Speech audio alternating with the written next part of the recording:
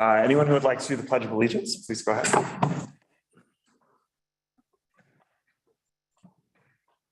Pledge allegiance to the flag of the United States of America and to the republic for which it stands, one nation, under God, indivisible, with liberty and justice for all.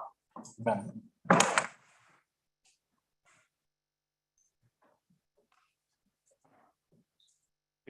Good evening, everyone, and welcome to a regular meeting of the Silverton Board of Trustees. It's February 28th, 2022. The time is 7:02 p.m. and I call this meeting to order. Roll call, please. Trustee Barella. Here. Trustee Harper. Here. Trustee Uyghur. Here. Trustee Bierma. Here. Trustee George. Here. Mayor Pro Tem Barney. Here. Mayor Furman. Here. Do we have any staff or board revisions to tonight's agenda? I do not. Okay. Did we want to consider changing the order of the discussion on and staff direction on OHV management to after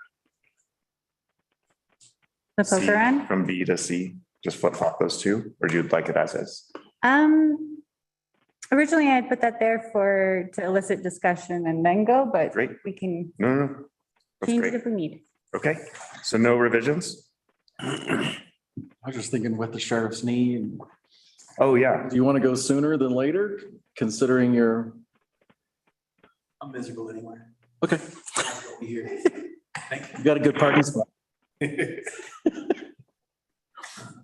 Okay, Thanks, guys. of course. So at this time, we'll open public comment.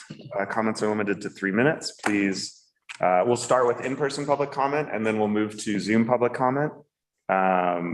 Please introduce yourself at the beginning of your comment and we'll start the time after the introduction.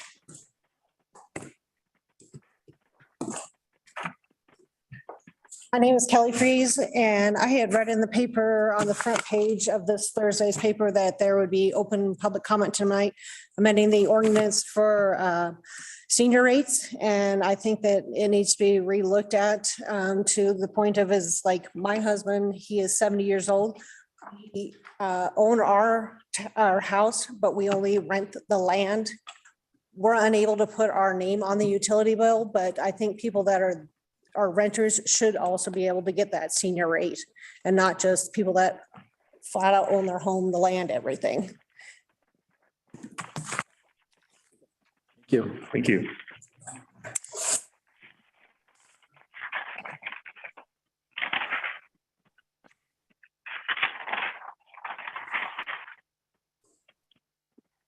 Any other in-person public comment at this time? Okay, moving to Zoom public comment.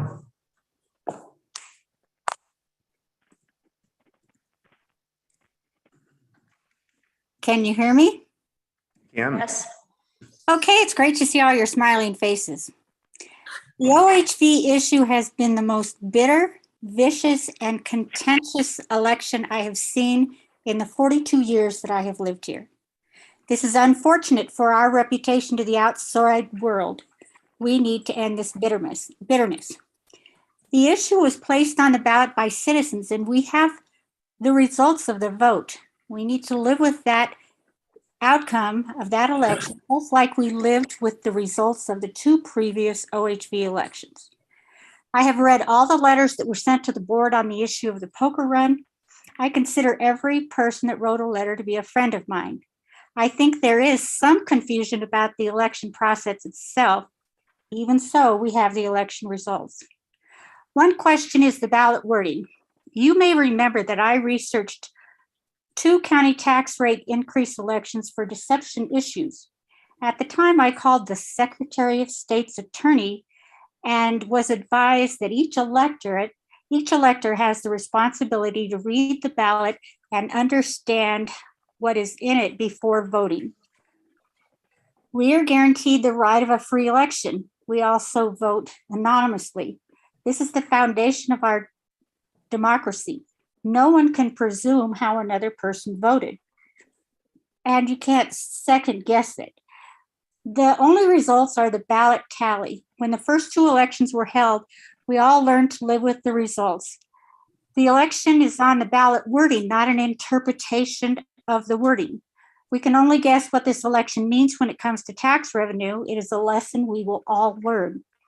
The election was only 4 months ago. It is still a raw wound, and we need to let that heal. All citizens that voted in this election, and we have the results. Opening the truck bypass will place all of the OH vehicle traffic on a handful of residents. The road is narrow and does not have much room for parking, contrary to what I thought in the beginning. I took a good look today. And even if it's going to be hard to enforce, whatever you decide, you have a contract with the sheriff for law enforcement. It is up to you to decide whether that contract is met. The election is legally over, and the Trump-like thoughts do not change the outcome. Thank you so much.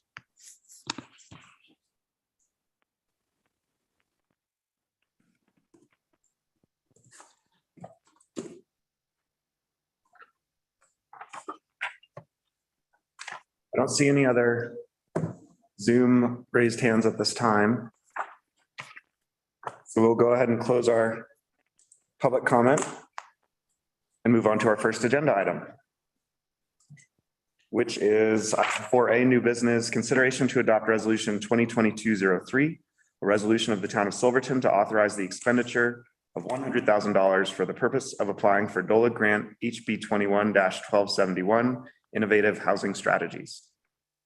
So I want to thank you, Shane. Yeah, thank you. I wanted to alert you that this number has changed from the last meeting's estimate. DOLA told me on Wednesday, February 23rd, that we'll need an appraisal on the property as well as a phase 1 environmental. They asked this appraisal be completed prior to the application deadline of March 7th, which I have called 8 appraisers. Those that did get back to me told me that this was an unrealistic timeline and it would be hard pressed to find someone. So I'm working with DOLA right now to negotiate their impossible ask at this point. And I think we're actually getting somewhere, and the environmental assessment is now budgeted into that grant as well. And we're working with Ecosphere Services to provide us an estimate of this to include. And then as just a reminder, this is a commitment of funds only if we are awarded the grant.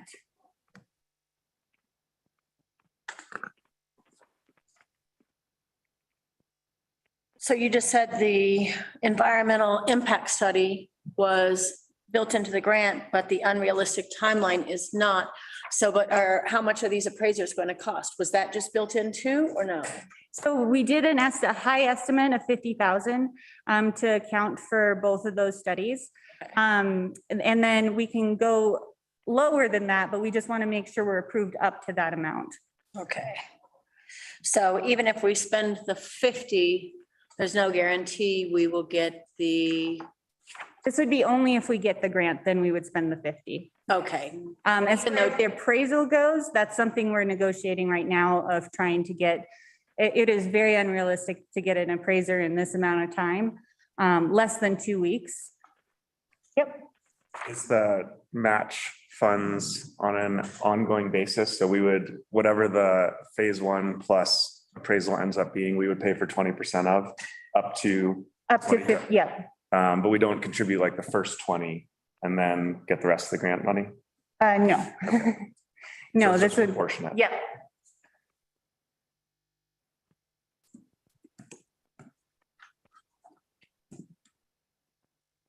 Any other questions or comments from our virtual attendees?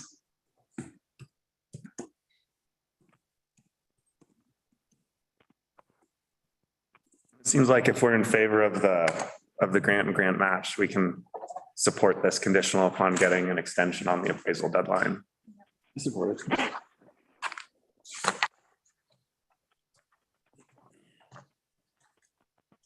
like to volunteer a motion.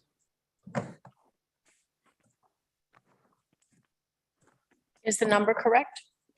Yes, so there is actually a thing in your packet in the consent agenda items that rearranges some of our numbers so that we are consistent with 2002. 22. So 2022. Okay, so I'll make a motion to accept resolution 20-22-03, a resolution of the town of Silverton to authorize the expenditure of $100,000 for the purpose for applying for the DOLA grant HB 21-1271 Innovative Housing Strategies with the conditions laid out in discussion. I second it. Thank you. Roll call, please. Trustee Barella, Yes. trustee Harper, Yes. trustee Uyghur, Yes. trustee Bierma, Yes. trustee George, Yes. Mayor Pro Tem Barney. Mayor Furman, Yes, unanimously voted yes. thank you. All right. Moving along to new business, item 4B, discussion and staff direction of OHV management in town. Thank you, Mayor Furman. I would first like to make a correction on my memo. County Road, this has been a discussion on what the name of the actual truck bypass road is. And Lisa Adair has assured me that it is County Road 10. So I think I have 110A, and that technically that goes to Gladstone. Staff has been brainstorming on how to anticipate communications with OHV user groups this summer. Several issues came up, two of which are before you in this memo. Staff is asking for direction on bypass road status. And the attorney Clayton Buckner is here tonight and has given you all a memo on options. And then the other question is request from our sheriff to increase fines for driving OHVs in town limits to $300. And I would suggest we start with that one since Sheriff Conrad is here and is probably wanting to go home soon with his knee. You doing okay? Okay. We could bring a speaker over to you if you'd like. I can.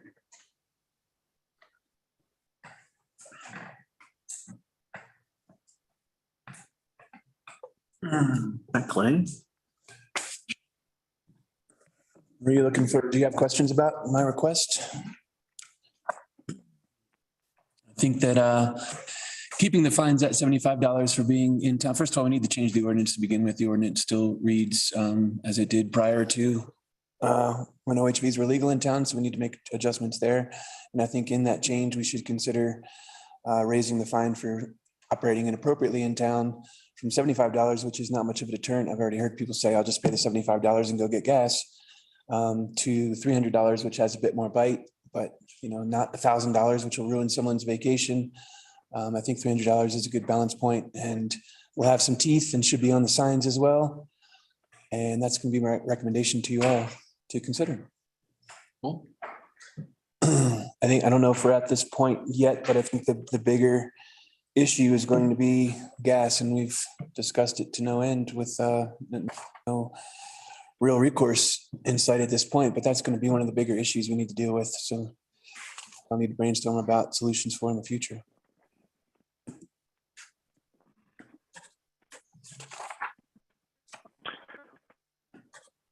I have a question, and actually, Mr. Mayor or Gloria, would now be an appropriate time to ask the sheriff about the bypass, or are we only discussing the fine ordinance right now?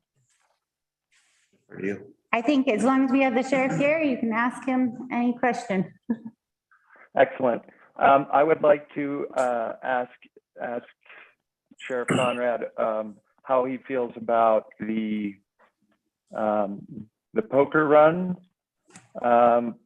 coming into town, and how you would be able to deal with that, whether you would be able to delineate between those that were in the poker run and those that weren't, and how difficult that would be for you. I'm going to interrupt real quick to say that we should hold that one Held off. during that agenda item, but if you want to talk about the bypass, that would be appropriate now. Okay. And then on the bypass, is the bypass going to create a problem for your department by, if we close it, do you think people will just drive through it anyway? Or do you think that there's a is there a good solution to, if we decide to keep it shut, to make sure that people don't use it? Or do you think that having it open might just be the easier way because people will just drive through it anyway? Or what are your thoughts on that, Art? I am certainly in favor of opening the bypass to OHV traffic. I think it just is the most sensible solution. I know it's not going to make everyone happy up there, but like you said, if we do close that area, we're just going to have people blowing through it all day long. There's no real way to stop it other than having a full-time officer stationed up there writing tickets consistently, which isn't really where anyone wants to be either. I think it's just by far the most sensible solution would be to open the bypass up to OHV traffic. Thank you very much. Do you have any other questions or discussion for Jeff Conrad? I do not. Everybody feel comfortable with the $300 fine I propose? That we have problems with that, or think that makes sense? I think $75 is a tank of gas. No, I think 300 is, it's a real deterrent and it's got teeth. That's perfect. That's good. I think it should be on the signs that we're going to make bigger and better placed and whatnot as well, which that's a major issue to the success of this whole coming summer, I think, is appropriate signage. Molly? Oh, sorry. Okay, I do believe we talked about it in committee, and Clay had brought up a valid point, but I can't remember what it was. Does anybody? About the value of the ticket and how, what was the maximum fine imposable under Colorado statutes for that? Do you remember, Clay? Yeah, the maximum fine allowed if you criminalize it would be $1,000. That's municipal court. If county got involved and you wanted to make it a higher fine somehow, that would take, intergovernmental cooperation. I think for municipality, the easiest and best way to do it is keep it at municipal level and make sure the fine is $1,000 or below. A lot of the fines end up being around $300, especially those fines wherein you're violating a land use. Most land use codes, nuisance laws, etc., are $300, but they're each day that you're in violation could be considered a separate fine, and so they rack up pretty quick. As far as OHV goes, obviously it'd be a one-time event for that particular ticket, but if the person crossed back over, they could be given a separate ticket. So it's just going to be up to the board to decide the value of that. I don't recall exactly my comment, so I apologize that I can't recreate whatever advice I had, but I'm sure it was really good. Well, it was the per offense thing and the daily violations. Yes. Up to a maximum of was allowable by law. So I just wanted the entire, everybody to actually hear that because we spoke about it in committee. But I think we had come up to, we came up to like 250, I think is what we had all come up to in committee. So it's only $50 off. So I'm not opposed to either 250 or 300. So do you remember? Do I recall? Yeah, not really. Okay. I don't. It was somewhere in there. But I want to side with whatever gives this teeth to help. It's your job. I did understand that 1,000 was the limit. I think that that's too steep. Again, the goal is not to ruin anyone's vacation or give Silverton a bad name, but I think that having it more than 75 is important. So I think $300 is a really good balance point, and it's going to remain my suggestion. Mm-hmm. My view is that Bruce is the expert and that we should rely on our experts. And so I support his recommendation completely. Thank you. Any questions about the bypass area, or what are we looking like legally there? Or what opposition from the neighborhood up there? Well, I do. I'll go right out and say it. Since it's called a county road, how are we going to make people understand that it's a chunk of municipality? So if people are going to be using it anyway, and the board votes to close it off, people are going to say, well, it doesn't say I'm in the town of Silverton. It says I'm on a county road. So I think that distinction itself is too murky unless we're going to go and purchase all brand new signs for that little tiny stretch of right of way. I agree with your conclusion that it is too much to try to delineate that tiny little bit unless you're going to, unless the board can find ways to make enough money to have somebody sit there all day. And then you can ticket them one way if they go through and it's a second offense, like Clay just explained, if they go back the other way. So I think that we are shooting ourselves in the foot if we don't look at that properly. And I thank you for your words, Sheriff. I also would add that I think it's overly burdensome to try and prevent people from completing that loop. I mean, we're not trying to be unfriendly to OHVs coming to our county. We're trying to, change the quality of life in town with OHVs. I get that, but OHVs are still quite appropriate out in the backcountry. And I think that it just would be an incredible burden to the OHV user to not be able to use that short stretch of road. I'll be the bad guy here. I think this one's a process over substance. I agree that it makes sense to open the bypass. I don't believe that we have the ability to do that. I think we were given clear direction in an election that all town streets and alleys are closed to OHVs, and that there probably do need to be some nuances made to that. But the community needs to give the board direction to do that. But I don't think we should be taking exception to the vote of. Then I'll be the nemesis back. The community originally voted for OHVs to be in town in the business pedestrian zone, which included Empire Street down to 10th. And the board decided without community input to include all of Empire Street all the way down to 7th with all the linking streets to Green Street. So it's been done before. Sure, there's tons of examples of things the board has done before, include like I've been on the board when we've done something in retrospect that I think maybe we shouldn't have done. And I don't, that's not persuasive for me. I think we should do everything correctly if we know that we can do it correctly.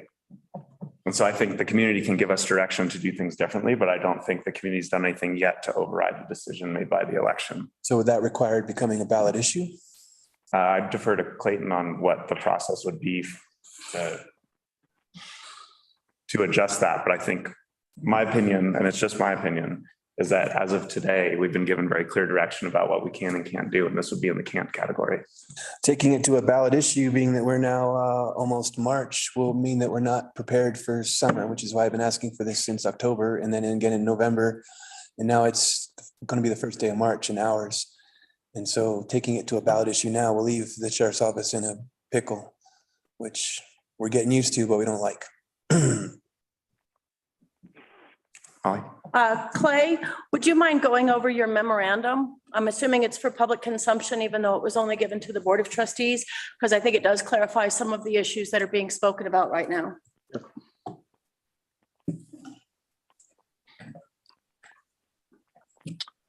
Sure. So I was asked to just give an opinion on authority of the Board of Trustees to make exceptions and or what sort of authority the Board of Trustees has over the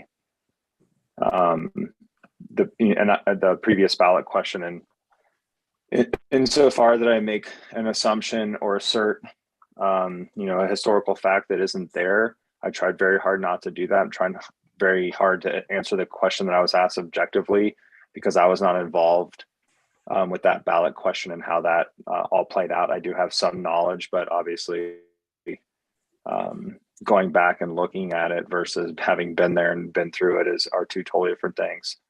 So I was asked to give an opinion regarding municipal authority over municipal property, and as it relates to the OHV issue. As I understand it, there's a cut through on the outskirts of town, which is a county road that is cuts through a corner of the town, and the town ballot says that there shall be no HOV use within town streets, alleys, etc. And with that background, it really wouldn't have made a difference to my legal analysis. I just want to make sure that I'm also including the perspective and perception of the community as well. But with as far as implementation of the ballot question excluding OHVs in town, the town can listen to the public and should, of course. listen to their electorate. However, the Colorado Constitution and the Colorado Supreme Court by decision has made it clear that any town-owned property is exclusively an issue of administrative authority by the town. So the Board of Trustees really has the final say and authority in anything that happens with real property within town. And the reason that they basically came to that conclusion, there's a lot of good quotes from the Colorado Supreme Court case, but it comes down to the fact that if if citizen initiated elections were allowed to control real property or administrative issues within a town, that it would just create had the possibility of creating absolute chaos. And that's not me saying that. That's the Supreme Court language. And so what they had decided, and this is all coming from, stemming from the Colorado Constitution, particularly Article 5, Section 1, regarding initiative power. They basically said that yes, there is referendum power. However, that power does not transfer to the administrative control of town-owned property. And so at the end of the day, I guess, the bottom line up front answer is that the town, the Board of Trustees has the exclusive authority to administer, create enabling legislation for any ordinance, and then the enforcement of that ordinance when it comes to town-owned real property. So it really is the Board of Trustees' discretion, whether you want to exempt or include that OHV in that band, as you're the ultimate authority over real property. And I think one of the things I mentioned in my memorandum is that you need to look at what the spirit of the law was. Technically, I think that if it was I did not recognize that it was a citizen initiated ballot, but at that point, the BOT and staff and putting that ballot question on showed a lot of faith, and rightly so, in the community, because technically you wouldn't have even had to have allowed that sort of question onto the ballot, because it is not considered, it's considered an administrative matter, not a legislative matter. And so, but you're in the position now where obviously, by statements of other trustees, and from what I've heard from some community members, it was a very contentious issue. And so you have people on both sides of the coin, and you're going to have to figure out what sort of enabling legislation you want surrounding that. It's the same reason you get to decide what the fine is, right? Same reason you get to decide what other enabling legislation controls how that OHV exclusion is enforced. Is the same power that you have to decide whether or not there's a variance, or you can create an exclusion at that pass-through area. So it's definitely within the town's power and authority. But I don't envy the decision that you have to make, because I do see that there are perspectives on both sides of the coin. Does that answer your question, ma'am? Yes, thank you. Yeah, thank you. I do want to make it really, really clear and transparent that I think we're talking about two distinct issues. The first issue is what Clayton was just talking about, which is, does the board have authority to make this decision? We as a board have received legal guidance recently in the past from different counsel that disagrees with what we just received in this memo. And I think that deserves additional discussion and analysis. And I definitely have questions about it. We got the memo at 4:00 today, and I don't think we've necessarily had the opportunity to digest it. But let's go ahead and assume that it's entirely correct. And I think we should always rely on our current counsel, which says this board has authority. That's great. The distinct issue from that is, even if we have authority, should the board be making decisions that are opposite the direction that the community has given us in an election? And my opinion is that we shouldn't. We can, I don't think we should. You're talking about a section of road that is considered a county road just because it has a small glaze within the corner. of the municipality, we're going to argue that about, I mean, it's basically arguing semantics at that point. I don't think the magnitude of the exception matters. I think it's still an exception from a direction we were given. I think if we were to use, like, we could come up with plenty of other, I think, potential hypotheticals where the community would be absolutely irate if we made a decision, shortly after. Is there that kind of opposition on this? I mean, I agree with the attorney that, the intent of the law here needs to be considered as well. And the community, voted the OHVs out of downtown Silverton. Is there much contention about them using the loop other than maybe some neighbors right there? There may not be, but we haven't received that direction. I haven't received enough to say that we should make exception. In my opinion, everybody on this board can make that own determination themselves. I'm just expressing mine. I would say that one of the reasons that, I supported moving the OHVs out of Silverton was because I thought that it put an undue burden on the people that lived on the route. And I thought it was very important that there be some sort of, equity amongst the people that had to share that burden. And so I feel like opening up that stretch of road, we're doing the same thing that I was against when this initially came up. That said, I understand it certainly makes it easier for the sheriff and enforcement, and it allows them to complete the route. But I've spoken to a lot of the property owners up there, and they don't want it open, and rightly so, and for the exact same reason that I said 9 months ago. It's they are the ones that are going to take the brunt of the traffic, the noise, and the dust, and it's just not equitable. But that's my 2 cents.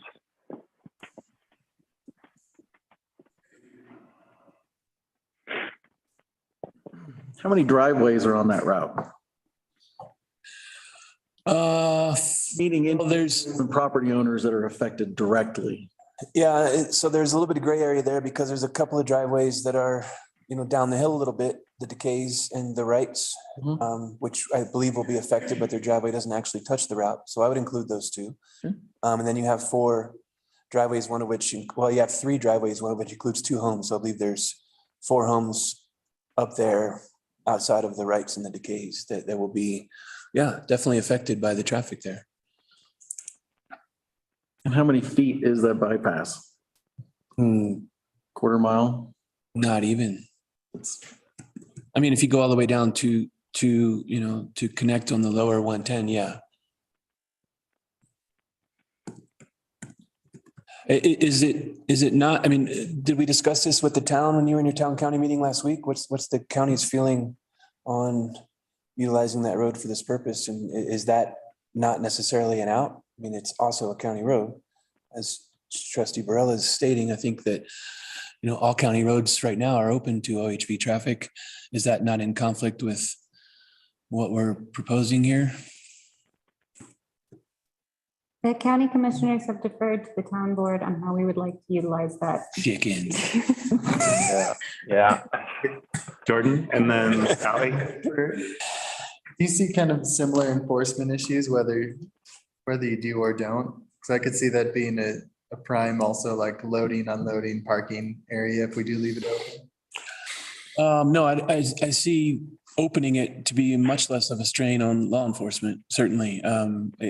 It being open, there will be, people who creep into town from up there, certainly, but we're going to discuss this a bit later. I hope that, one of the things I would propose would be that we potentially open up the road to the cemetery, entrance of the cemetery on one side parking only, because that will be able to swallow some trucks and trailers in there and alleviate some of the staging area. But the staging is another huge issue unto itself. So something we're going to need to discuss, but I think it's night and day. If we close that road, we're going to have people blowing through it all day long. And the problem with that is there's a safety concern there from my perspective, in that when they know they're not supposed to be there and they don't want to get caught, they're going to do 65 through there rather than 20. So it'll be louder and more dangerous. something to consider. Would it be helpful to show or to put up on the screen Exhibit A? It's a little map with the, Yeah, I wondered, that was sort of related to my question. Do you mind if I jump in on that, Jim? sure. Can we just really delineate? I think I might be a little bit confused, and I've studied this map and I was in the joint town and county meeting as well. Can we talk about how we're labeling the road and deciding where it is? So it's a county road on municipal property, or it's a section of town road on county property? How is this, can we describe this portion of the road with a little bit more clarity and legality? That's why I was thinking Exhibit A would be great because it kind of shows the delineation of where it kind of hugs that. I mean, I can do this all day long.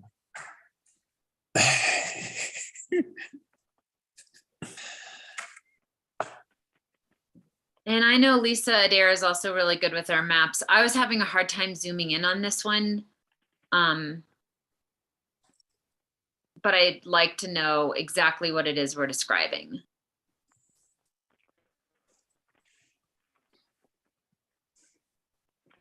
Are you able to see what Nathan has up for us?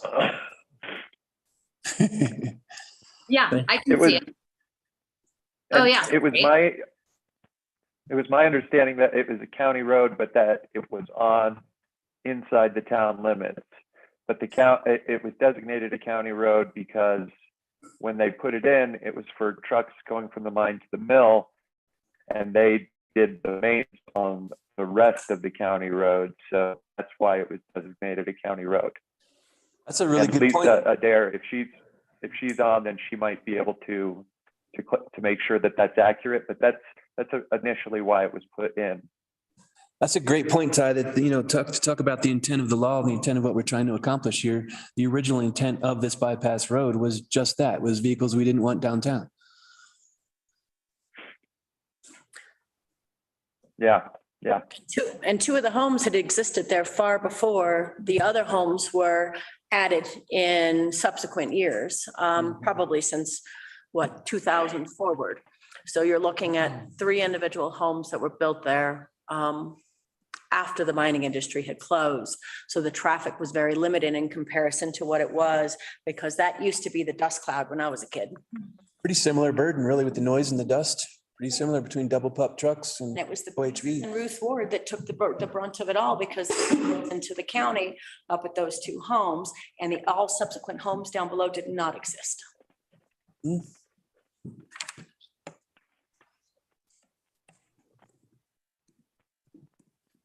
Okay, so it was designated a county road because of the maintenance issue. But otherwise it would be a town road, question mark? Does the county still maintain it? Yes, All segments of it? yes. It's just like the Shrine Road, which is in a similar situation. It's within, Yeah, a section of the Shrine Road belongs to the town, and the majority of it belongs to the county. Mhm. and the town maintains it all, save for the grooming on one end is done by town. So it's kind of a trade-off, because the county owns the majority of Shrine Road. So.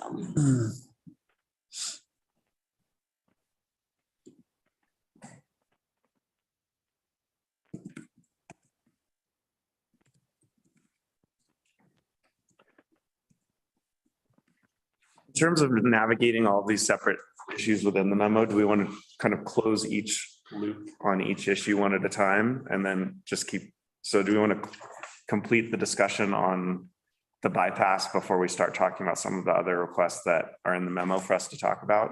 Does everybody support that? As opposed to kind of putting a pin in this discussion, moving on to the next one? Do we want to like kind of include this, have a motion on this, and then move on to the next piece of this memo, or what's the preference? Independent, so independent. Sure. Cool. And it sounds like I do have direction on the fines. So to be able to draft a resolution to bring before you all next meeting as far as increasing the fines. I guess let me just poll the board real quick. Does anyone have an objection to the $300 fine increased from 75? Okay, great. No objection. And then I think these were the two I wanted to focus on tonight. Everything else in this memo is stuff that we have covered before and talked about with the county commissioners. If we wanted to bring it up tonight, we can. But I was trying to kind of segment it out so it wasn't a giant issue. And if we can start whittling away at it as opposed to trying to get it all in one go. So it would just be the bypass road and the fines. And so I think we're halfway there, guys. Jess, what do you think about the bypass?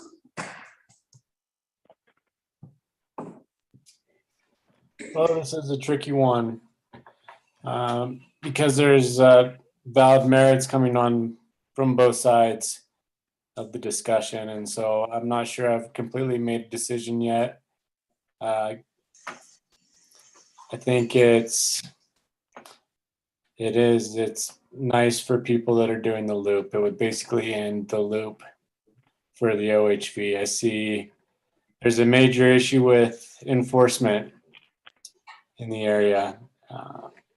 And here we are a few months before it starts getting busy and we're trying to figure it out again, scrambling.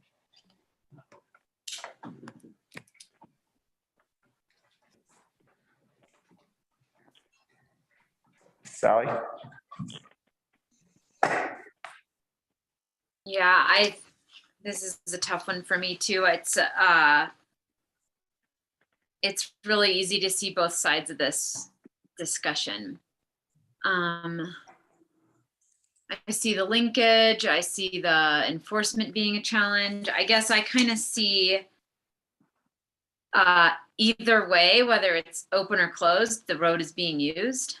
So my understanding coming into the meeting was that, we held an election. People voted against having OHVs in town. There was clarity there. And I was relieved to be finished with these discussions. And I'm a little dismayed that we seem to just keep having to come back to it. I guess I'm leaning towards honoring the results of the election and having the road remain closed. And I hear that that's a lot to enforce, but I also, I'm not in law enforcement, but I see this as like, if if the sheriff doesn't have the capacity to enforce it, then it's not being enforced that day. If we go up and make a few $1,000s one day by enforcing it, it honors the results of the election.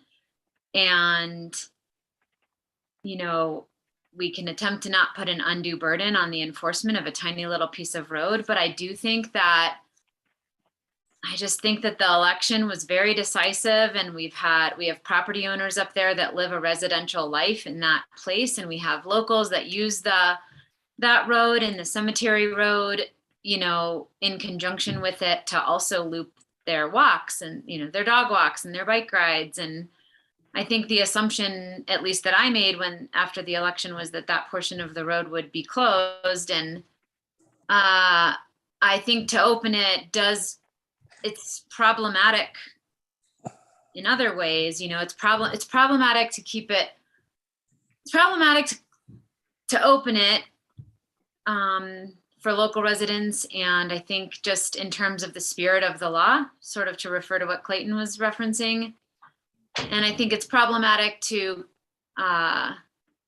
bring in parking issues and shuttling issues there. And, I think that would create a lot of congestion. And I think it would really change the spirit of that cemetery walk in the summers, especially. And I guess if people are going to use it either way, I'd kind of rather create some revenue and maintain the spirit of the law that we had in the results of the election.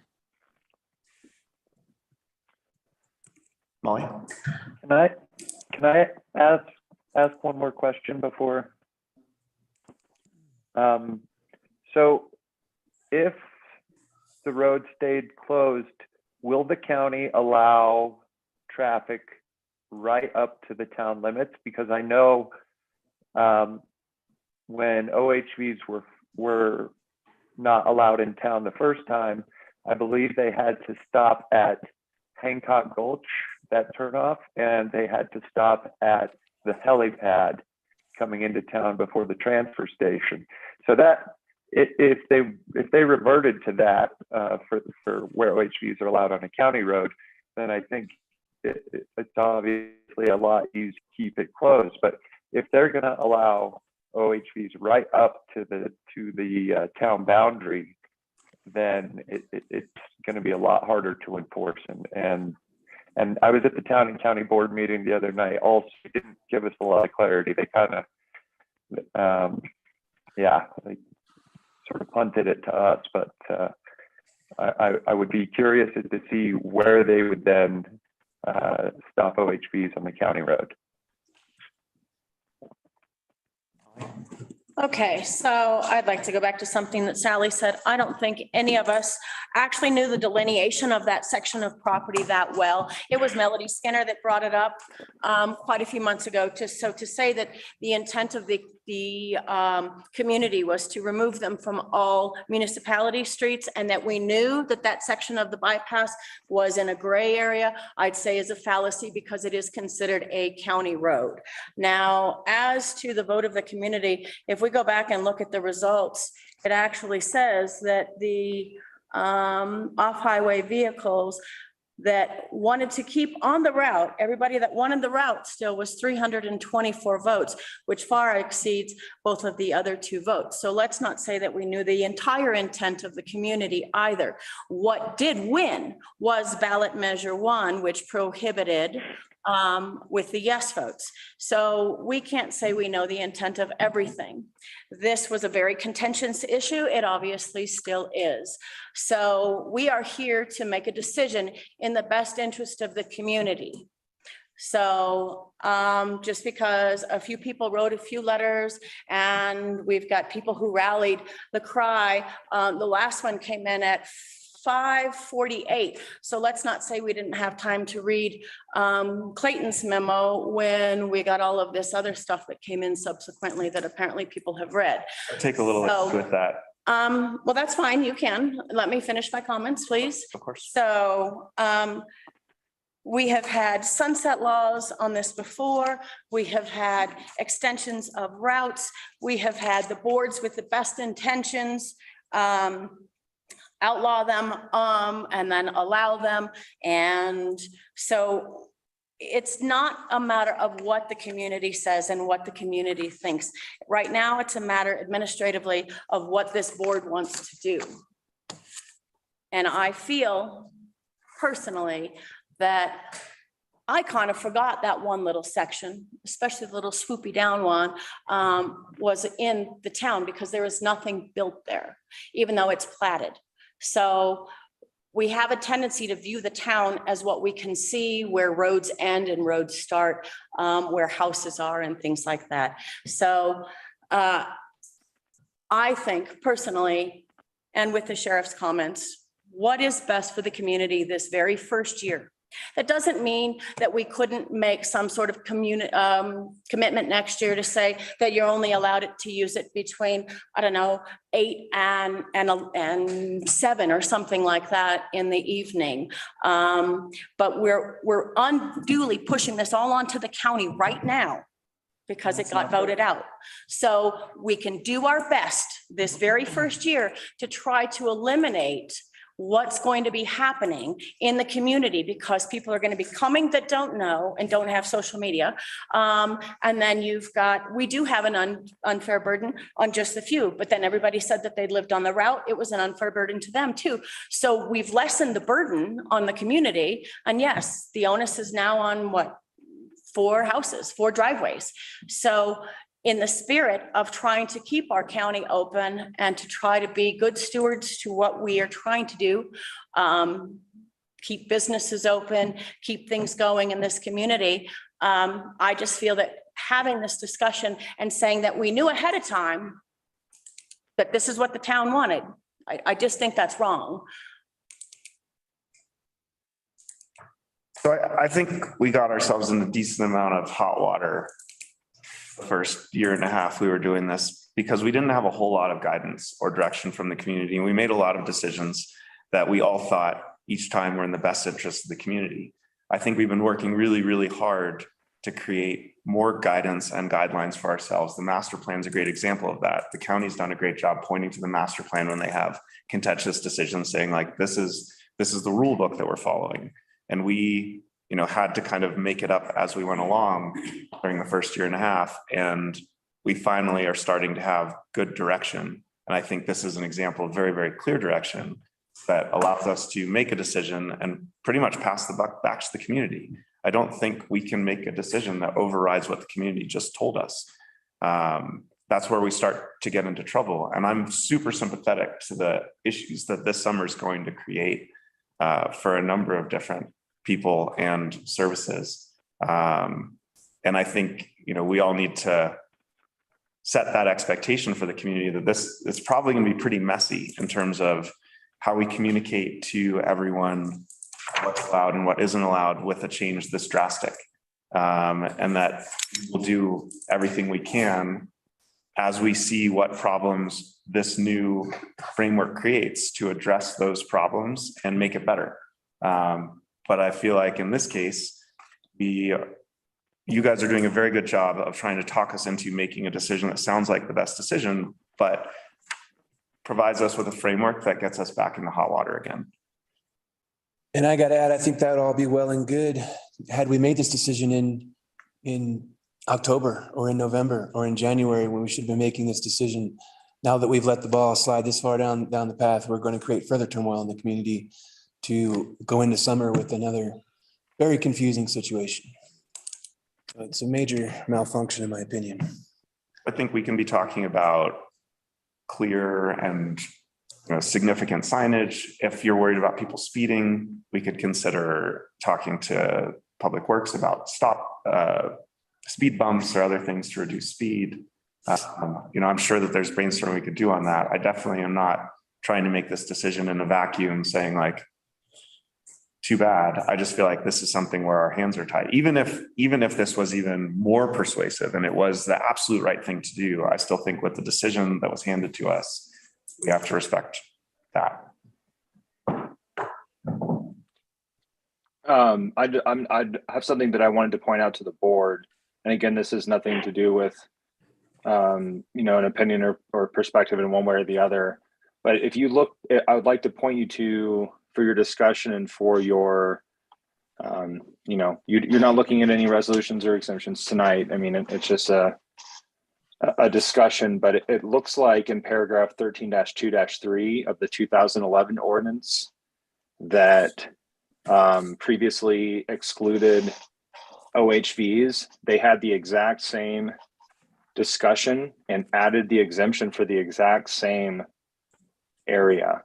So if you look at that, and they quote a statute, which is, I didn't quote the statute for giving you the authority in my memorandum. I quoted the case law because I think it's a little more persuasive, but it says there that the statute allows for municipal government exemptions to general prohibitions, et cetera, et cetera, et cetera. Talks about the same thing I talked about city-owned property and streets and rights of way and how that's an administrative function. And then it says that,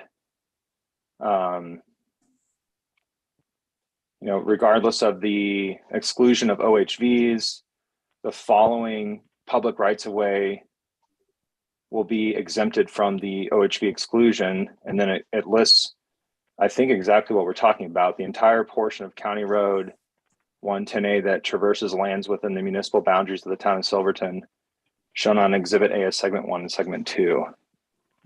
So this isn't a new issue. It looks like 11 years ago they had the same issue and came up with that particular exemption. And so again, I'm not saying that's the right thing or the wrong thing to do. I'm just saying that it looks like you guys are in kind of a a situation that the town has seen before, and there might be some guidance there in the past to help you with the present. That seems even more persuasive to how I felt about this, because the petitioners could have said, except in certain circumstances or on certain dates or certain things like that in the petition, and they didn't. And that's what was voted on. So now we're going to say we know the intent of the petitioners? I'm saying we have a ballot that was voted on that's very definitive. And that if it needs to be modified further, the voters need to modify it. So if the decision is to take this to ballot, what's that time frame looking like? That depends on who submits what when, right? As far as the regular election goes, I have already sent out the ballots to the Yokova voters. That's the military and overseas voters. So the ballot is already set in stone For April. for April. So it would have to be a special election or following election for it to be voted on. And how much did that cost last time? So my next question, what's the price tag on something like that? I haven't looked at that yet. I think we're budgeted somewhere in the line of like 2K for elections. Around 6. Oh, 6. That's our budget. Roll it up and burn like a cigar. I think we should be careful about having a special election for any change to, minimal change to that original referendum. Because then are we going to say, well, we're going to open up, 18th Street as well, or because somebody would like to see that open, or they would like to see their driveway open. Yeah, I think that would be going down a slippery slope. I agree.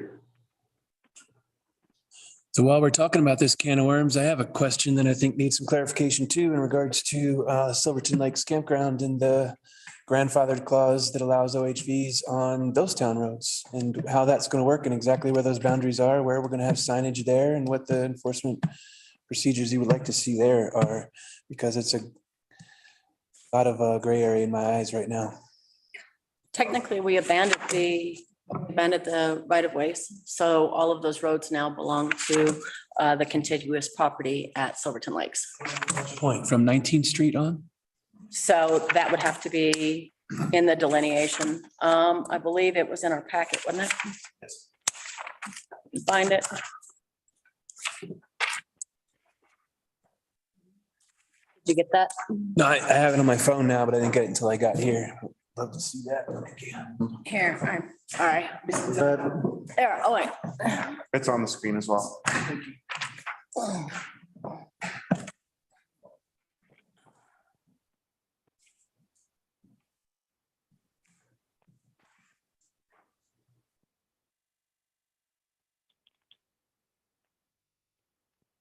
Yeah, so that doesn't actually answer the question I had. Right here is 19th Street. Yep. And this is where the property line goes, crosses over That like, would be the point where OHVs are legal from that point north and illegal from that point south. Right. Mhm. That's good. That's what I was hoping it would be.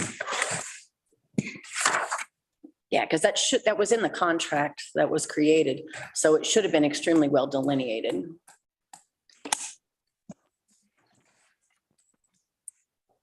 I guess my issue overall with 110 is the fact that its true original purpose. Its historic purpose was to bypass downtown.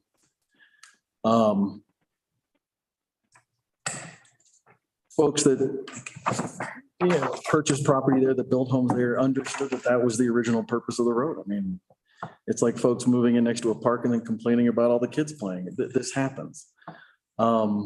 And the fact that it's broken up like this is a town-county road.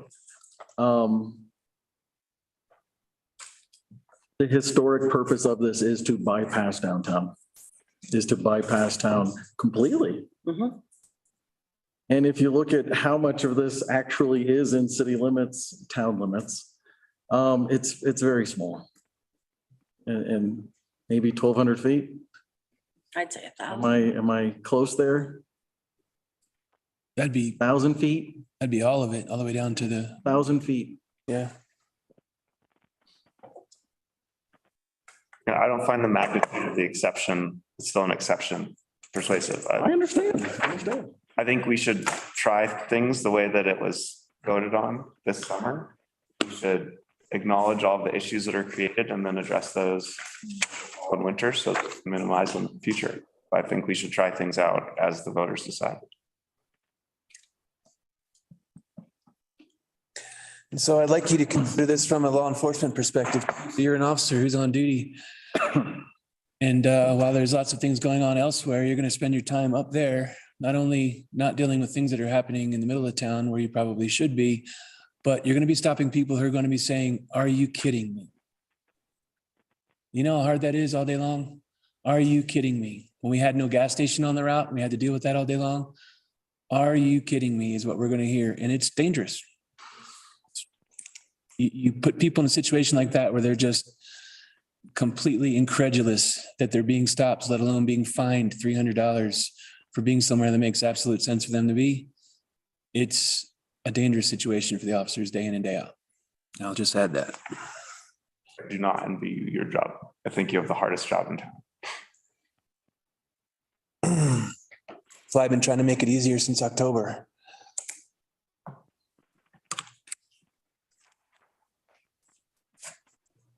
What, are we gonna force this off on the county again then and make them close the road before town? So then that way we don't have to do an administrative job here? Just asking. So in terms of our options tonight,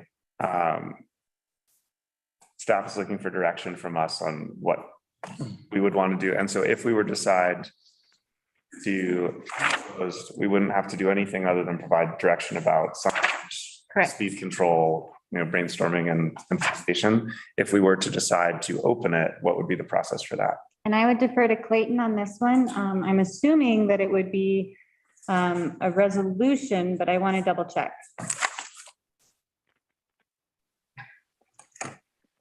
I think if you're talking about making an exemption or opening that portion of the road, you'd want to do it by ordinance, because you're making an exemption to a current ordinance, and so you want it to have equal effect. And so I would just, it would be an ordinance, and I think the language would look a lot like what the 2011 ordinance looks like. We need simply give staff direction to develop that ordinance to be voted on later, or do we need to have a vote tonight to direct staff to draft an ordinance? What's the micromanaged process of this? I sure would like to know what the county would do based on our two options, A and B, as well.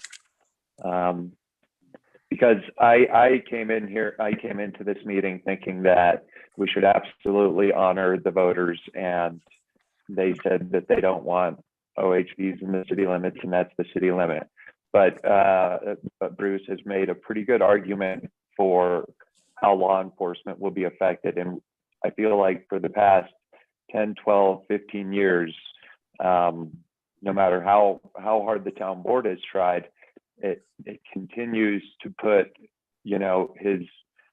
his department in jeopardy and make it harder for them to do their job.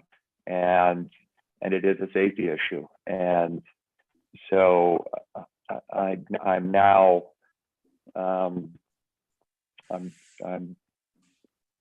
reconsidering my original position.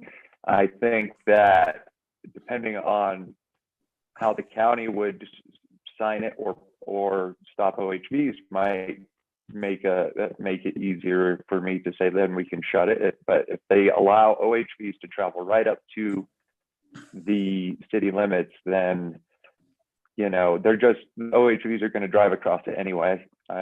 And so I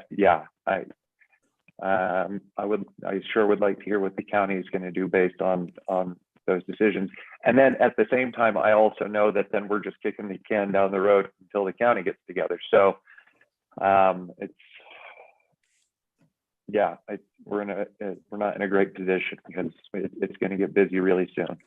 Tyler, I guess I'm wondering why that's a question in your mind and that the county hasn't had any discussion about limiting. I mean, right now, all county roads are open, no HVs, and that there's been no discussion that I'm aware of limiting that travel.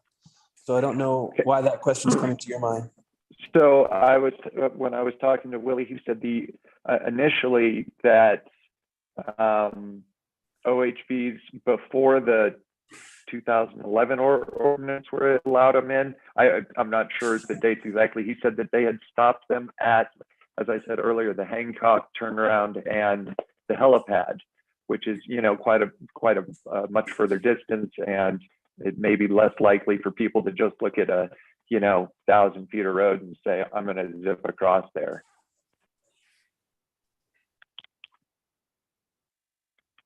But if they're going to leave them, like I said, if they're going to leave them open right to the town limits, then people are going to break the law and go right across it anyway. And then you guys are put in a bad position.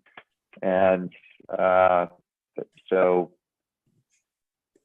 I think that the folks that live up there are going to have to, they'll deal with it no matter what, because people will either do it legally or illegally. And I'm just trying to weigh the options of what's better and what's safer. So, you had asked the process, earlier, Mayor Furman, of what we are looking for staff direction at this point, and then once we get that staff direction, we will draft these ordinances and the resolution for the fine, and then present them for a vote at next meeting. So it wouldn't be a formal vote at tonight's meeting. It would be draft the resolution. And so it wouldn't be I know this is a very heavy topic and difficult to kind of weigh the pros and cons at this point, or you have your mind made up. Either one, giving a little time between meetings might not be a bad thing. And what if we proposed to lessen the speed limit through that area to slow people down? I don't think the speed bumps would do much except for on vehicles. Those OHVs can move like articulated spiders. I rode one for the first time about a year ago, and I had never been anything like that in my life. You sit down below the tires move all independently. Speed bumps would not do anything to deter them with speed.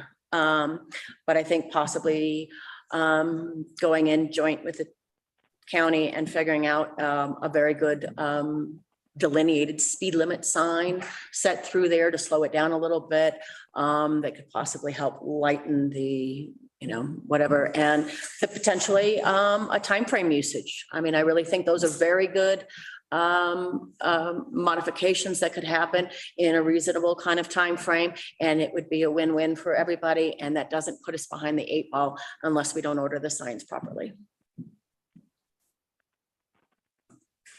I'm not saying they all have to be enacted this year. It's just ideas for the future, because if we're going to be doing this, we've got to give, what are the best tools possible? We've got to give him the best tools possible. We've got to give his department the best tools possible. We've got to give the county the best tools possible. And we literally voted it out. And now the county has the brunt of the issues. So, we're not doing something to help each other. We're just foisting all of the issues back and forth. So why aren't we making decisions and trying to figure this out properly? I'm still going to stay on that line of thinking, because administratively, according to our attorney and the advice we have been given in a memo today that he explained very well, I mean, this is our job, you guys. It is the hardest decisions. So some bad decisions were made before, and that's what happens. It's a learning curve. It's citizens, governing citizens. So you have to listen to all the constituents, even the ones you don't want to hear from. So I'm going to say it again. The route won 324 votes over all of the other issues. So it's gone. It didn't actually win. It just got the highest vote count. So let's look at the best solutions. If it's just for this year, then it's just for this year. If the county needs to enact something for next year, then that's for next year. But doing what's right for this year and alleviating the burdens and making everything so it works right is what we need to be achieving. Thank you. Our sound ordinance within town limits is 7 AM till 8 PM, 9 PM, is that? Yeah, well, I mean, for Seven? nuisance noise in general and the general offenses under SMC, it's 10 o'clock. There's no morning time there, unfortunately. For snowmobiles, it's 7 to 9. What if we post What if we signage, did what if we 7 to post 9? signage on that road as well? I'd be all for that. I think that, Violate this, $300. You violate that, 300 $300 bucks. bucks, exactly. The deterrent. I don't know that that's the issue, that's going to alleviate a lot of the burden on the folks up there in the neighborhood who are going to be impacted by this, but it's something.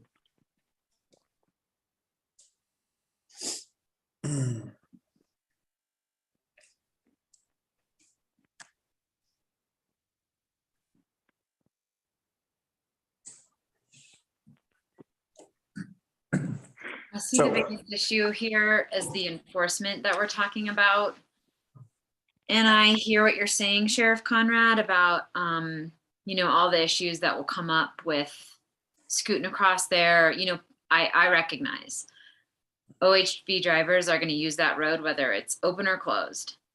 And I also recognize that whether it's open or closed, I think either way, there are enforcement issues. They're either use enforcement issues or speeding enforcement issues, or parking or staging or double parking, or, I think that area is the closest point to town, as it relates to all of the loops that OHV users are trying to access. And I think really no matter what the decision on the road is, the enforcement issues remain steep either way. And I guess if the road, it's hard for me because my assumption is that road was closed.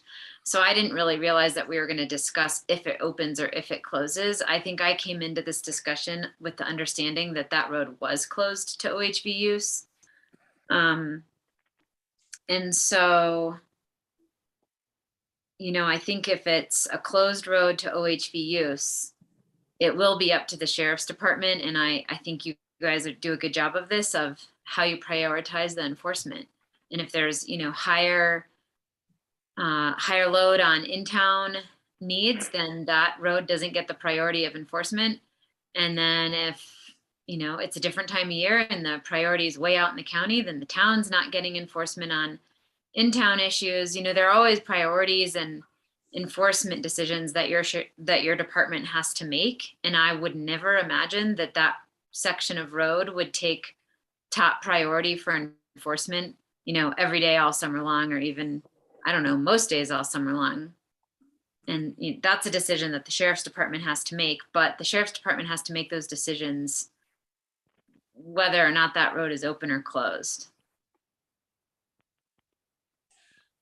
I agree that there will be enforcement issues on either side of the issue, but they're very far apart. They're night and day as far as what's going to be more difficult.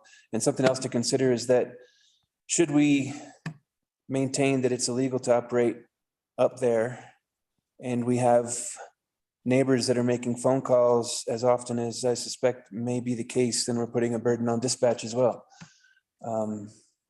We had to, in the past, we've had an incredible burden on dispatch when we had OHVs allowed in the town of Silverton and certain streets were off route. We'd have some folks who were very adamant about making the phone call every time they saw one. And so if we have that situation up there, we're not only burdening our department and what that brings, but we're also going to be burdening Montrose State Patrol Dispatch based out of Montrose, Colorado. That is something to consider as well. Sorry, I'm not working very linearly with my brain right now. I'm very sleep deprived. I apologize. I mean, I think this is one of the most black and white decisions that's been given to us so far. I think there's a lot of reasons to justify looking for an exception, no doubt, great reasons. But this is one of the few decisions that's been put in front of us where the community, said, this is what we're doing.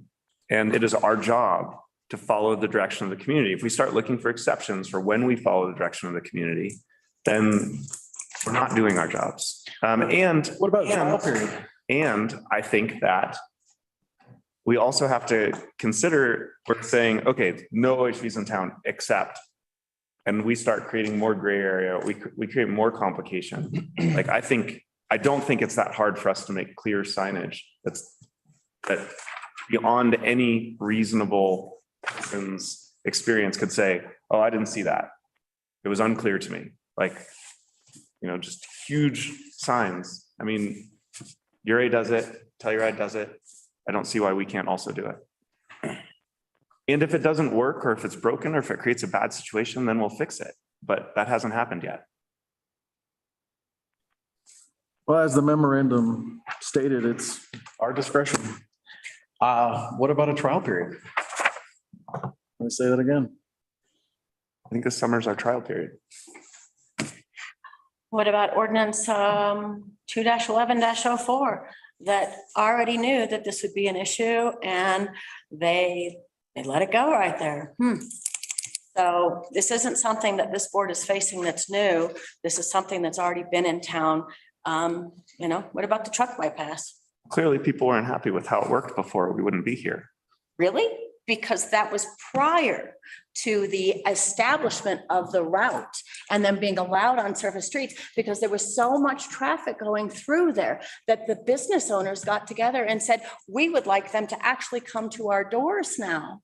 And then that's when the new legislation took place that became voted in. And then it got voted in a second time, and now it got voted out a third time. So if we go back to the original intent, using the truck bypass for what the truck bypass was intended for on County Road 110, sections of which are delineated through the municipality, then we're going back to the original intent, because this predates any route, period.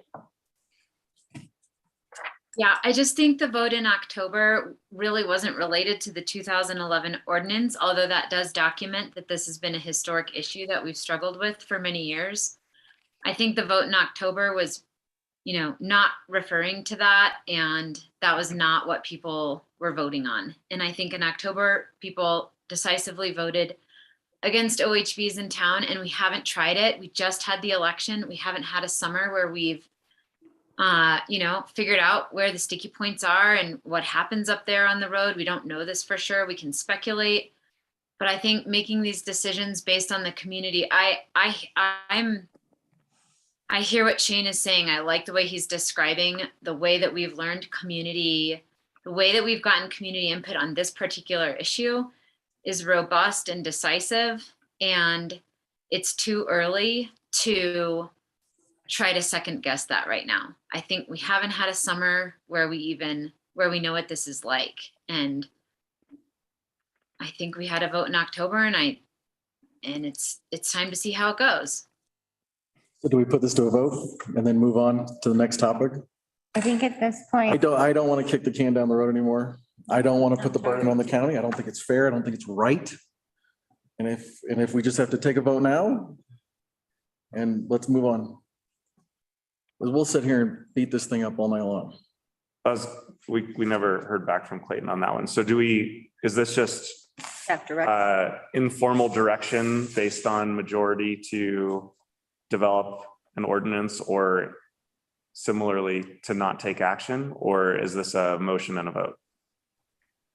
Well, Mr. Mayor, I think it's entirely up to you and the board how you want to handle it. If there's not, if there's a super majority against an exemption at this time, then, you might feel, and the staff might feel, that it's a waste of town staff time and resources to present an ordinance. But if there's, a majority of people that want to see and vote on an exemption, for an ordinance, then it might be worth our time. So I don't think a formal vote is necessarily the required, but I think we need to know as staff, is this going to be worth drafting an ordinance for you guys? And so, for that, I think it might be best to just kind of go around the room and say, at this point, who wants to see an ordinance exempting these particular segments? And then, if there's not enough people, then my suggestion would be that we don't waste our time and money on an ordinance that for sure isn't going to pass. But if there's enough people, then maybe we present the ordinance and have another discussion. Thank you. That's exactly what we needed to know. Okay, so who supports directing staff to, can we do also formal roll call order? You don't necessarily, I guess you'll keep track of it either way, but can we follow that process of who supports directing staff to draft an ordinance that would exempt the bypass from the ban on OHVs on town streets and alleys? Trustee Barilla, Yes. trustee Harper, Yes. trustee Wiegert, Yes. trustee Bierma, I think at this point, no. trustee George, No. Mayor Pro Tem Barney, No. Mayor Furman. No, but Clay did say we would need to really rely on a supermajority to not waste the staff's time. So I guess we haven't given you clear direction. We have a 4-3 split on this issue. So I'm not totally clear on whether, I guess we would kick the can over to you to decide if you think it's worth time and if one of the 4 that voted no might change their mind between now and the next meeting.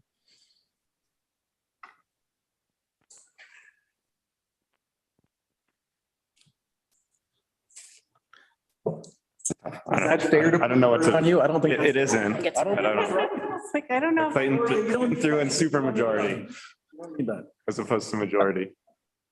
It's that, Mr. Mayor, it's your call. That's not, that's just, it's not like a technical thing. I'm not pulling that from statute or anything. I just meant it as a,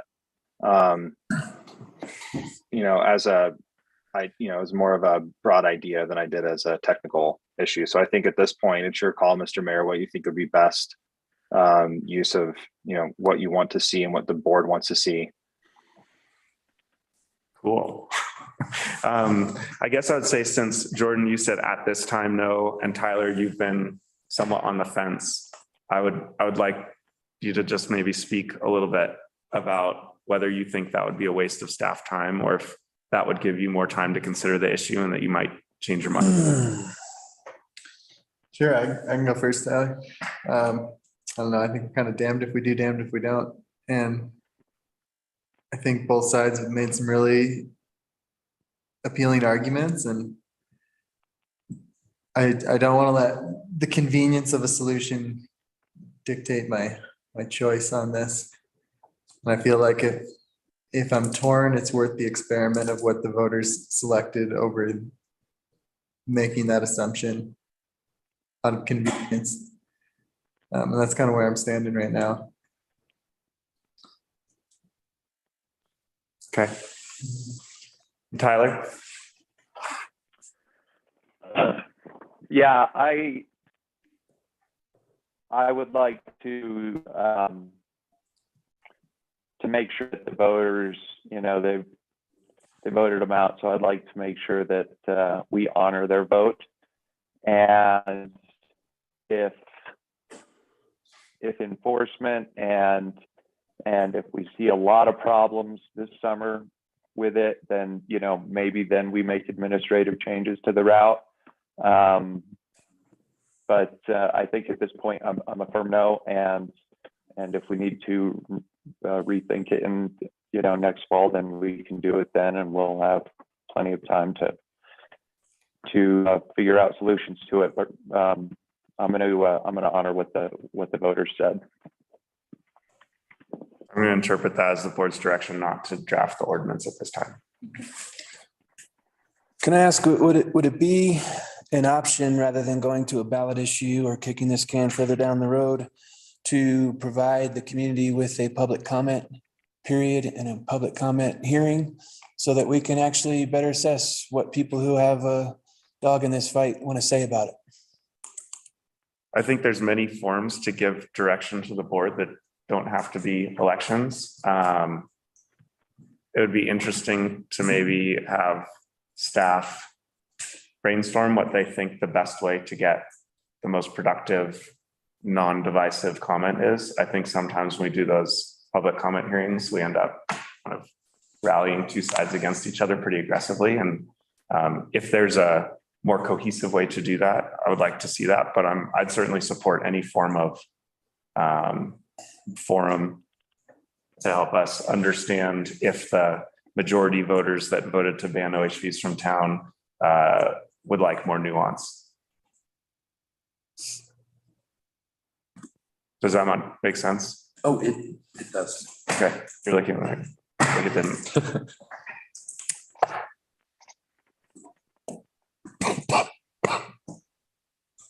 Is that something that's open to having a brainstorm on of like how we can get more? Where's that bad? No, we can do that. We have things set up for the quality of life survey that we previously did, so we don't have to reinvent the wheel. One that nobody responded to. What do you guys think about that? I'd rather see either written or in person. I don't think surveys, I'm sorry, I'm going to stand on where I have always on that. When you're sending out something in the middle of August, when the majority of the service industry is too busy to fill it out, I think it is extremely skewed. So you're doing the same exact thing right now when the majority of the winter service industry is extremely busy. We're going into unguided season in what, about 2 weeks, and the dynamics change. So I think once again, putting out an email survey is just a moot point. Again, you're only going to get those that respond that have the time to do so. So if it's not an in-person and or written comment that we can delineate yes and no's, then I'm going to go back to what I said before. 324 people voted to keep it out in place and only 291 voted to get rid of them. So it would be interesting to see that delineation again with the people that live here and what the comments would be.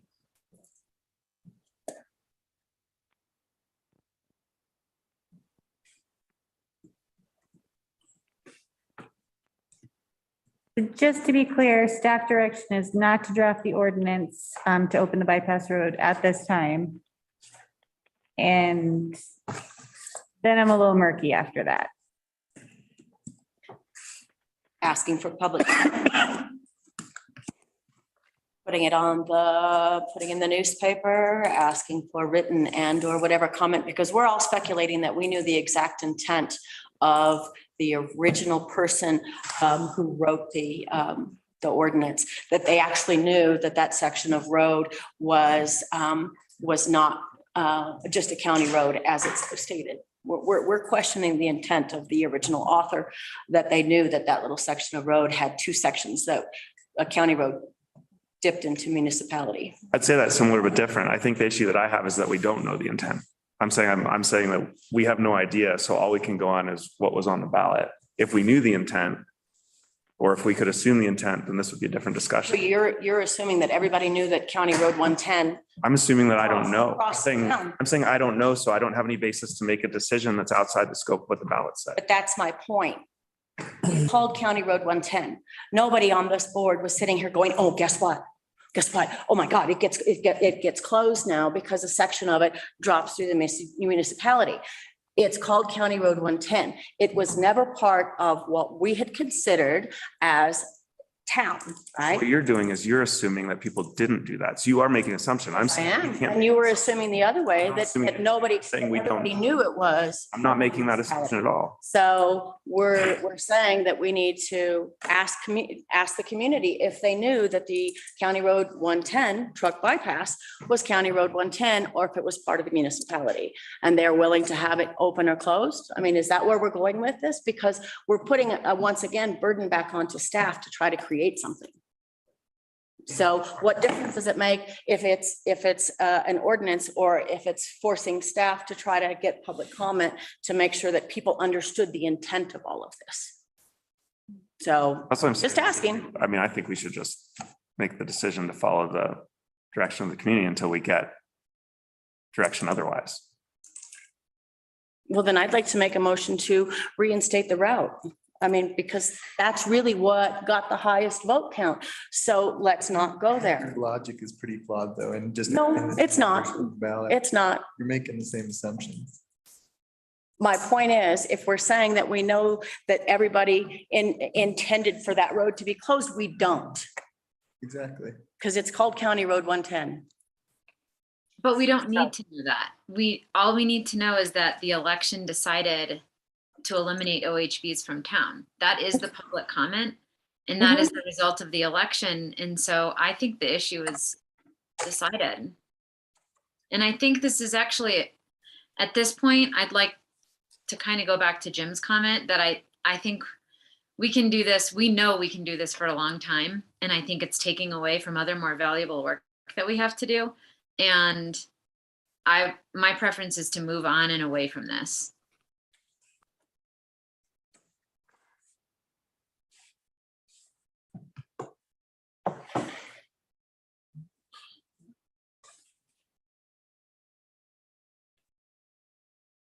So are we directing staff to garner public comment then or not? So Gloria and I had this conversation this week, actually, where we were trying to figure out if there was a way to get additional feedback from the community on this issue, since the ballot was very binary. And it's unclear what percentage of the community would support this or wouldn't support this. And we didn't come up with a great solution that was not putting a heavy burden on staff. If we had, we would have suggested it already. Is not a public comment period, and it's just hard because, right, if you want to do it based on, if you want to try and keep it as scientific as possible, what we're really looking for is the delta between who voted against the two ballots. So we don't necessarily need to see that 75% or 73% of the community voted. I'm much less interested in the science as I am than in what makes sense and what's going to keep my officers more safe. Hear me out though. So I won't go down that other tangent. But my point is, if we have a public comment period where we get 50 people to show up and 45 of them are for this exemption and 5 are against, that still isn't persuasive against an election where 73% of the electors voted something. So we have to figure out like what would be persuasive. And we've tried to figure out something that makes sense, and I've failed at that. I don't have a good solution. I would like to, but I don't, and I'm not sure what the right thing to do is here. And I really do want to do the right thing. I don't know the answer other than following the direction that the majority of the electorate gave us. All right, so considering that we do have quite a few agenda items after this, would it be okay with the trustees if I were to put this on continued business on how to engage the public on the bypass road in continued business in our next meeting?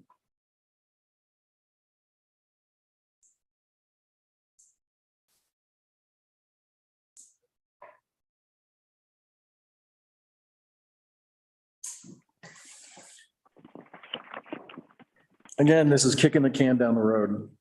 It is what it is.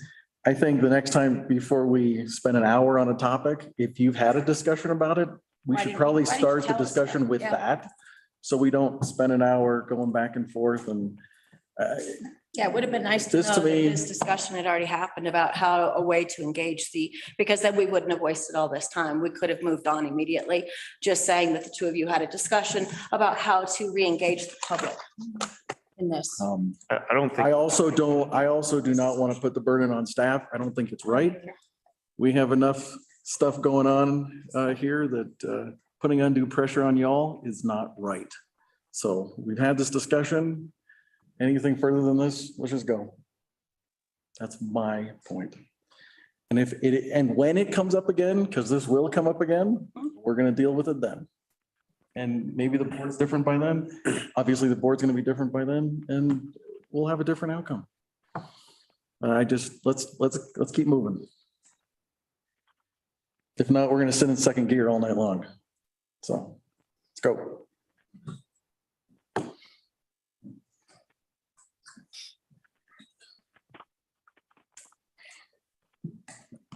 Anything else in the OHB memo that you'd like them? No, not at all. We are set for now.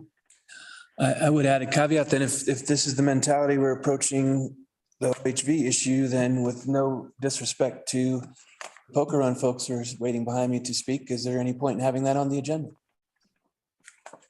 You know, if you're not even willing to discuss modifications to the vote that has come through, then we're going to be allowing OHVs downtown, which is another whole discussion, but we just wasted their time as well. That's the next item on the agenda.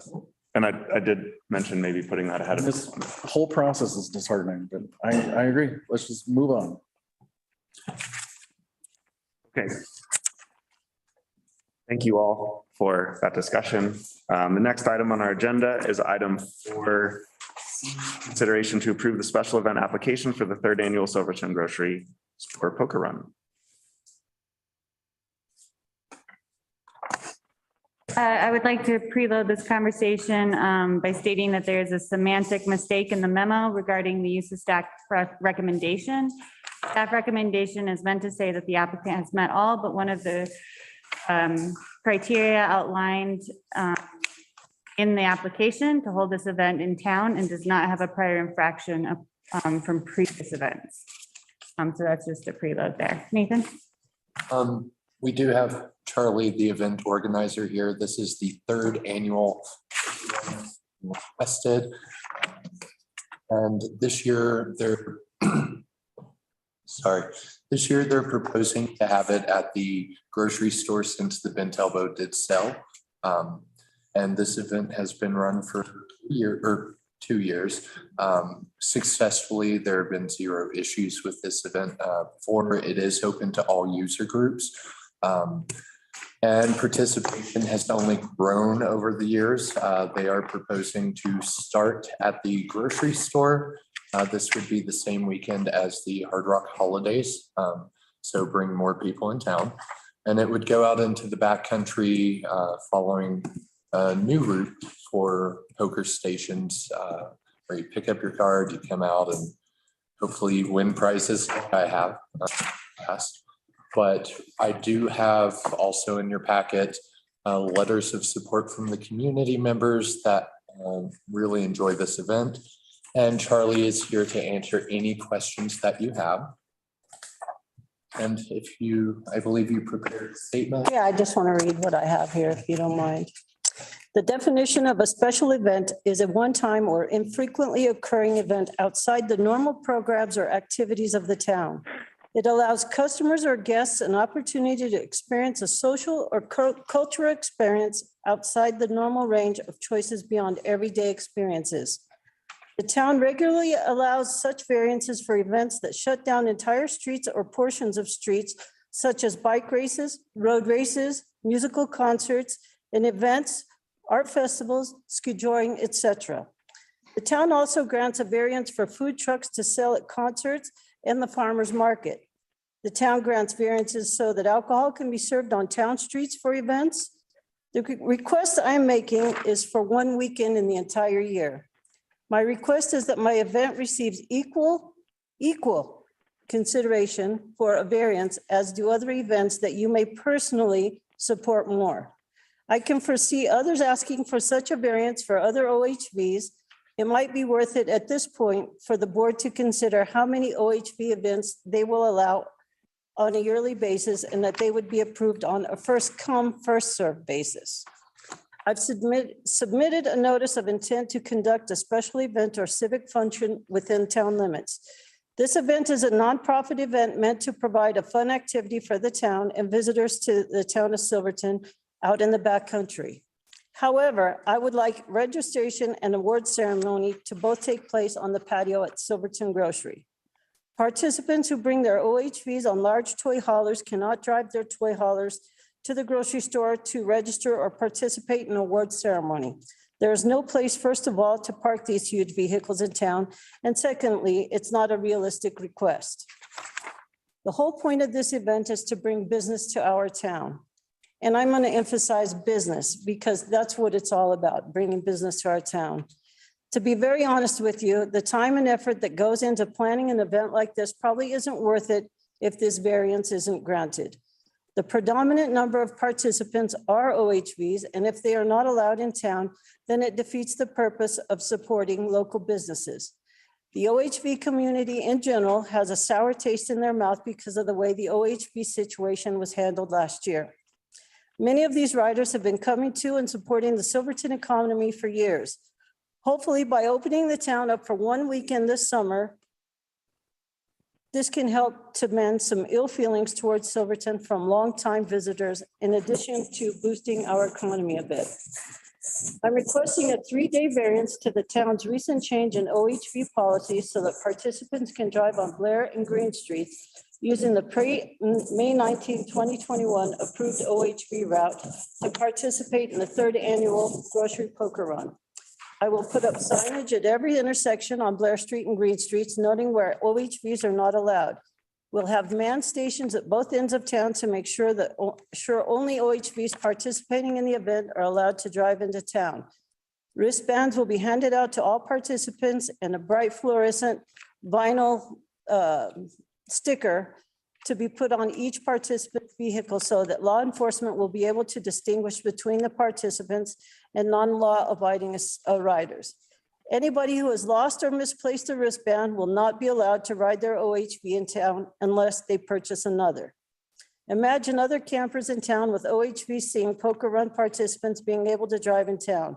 Perhaps they will decide that for a registration fee of $100, they can do that as well. That ultimately is just more money that will be donated to the town towards the Columbine Park project. Additionally, it's more sales tax collected from participants frequenting town businesses. As far as the route through town is concerned, in my opinion, it is easier and less confusing to use the familiar OHV route from pre-May 19, 2021 than to come up with an all-new alternate route for just 3 days. However, I will use an alternate route in town if need be. I'm open for suggestions. This is not a side-by-side, just a side-by-side event.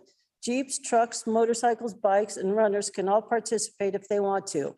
All I'm asking is that those who have been banned from town not be discriminated against and be allowed to participate in this event equally. As you'll see, without really trying, I have letters of support from over 46 residents in town, including the Chamber of Commerce Board, who unanimously agreed to the 3-day variance. Some of these residents do not support OHVs in town on a regular basis, but they are supporting the 3-day variance for the poker run. The faster we get this approved, the faster we can start raising money for this event. With 3 weeks to advertise last year, we raised $1,000. Imagine what we could do with 3 months to advertise. And ultimately, we want to make this work for everyone, and we're totally open to suggestions. Thank you.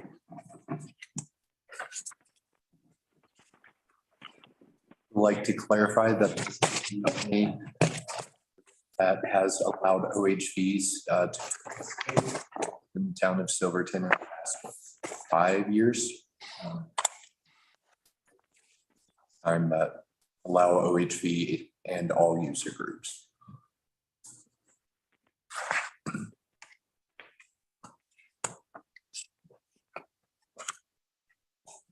Trustees, any comments, questions? Discussion? Molly? I'd like to say thank you to Charlie for this, very well thought out. She did give a presentation to us at the chamber, and one of the biggest proponents to OHVs, which is the president chamber at the moment, he was 100% behind this.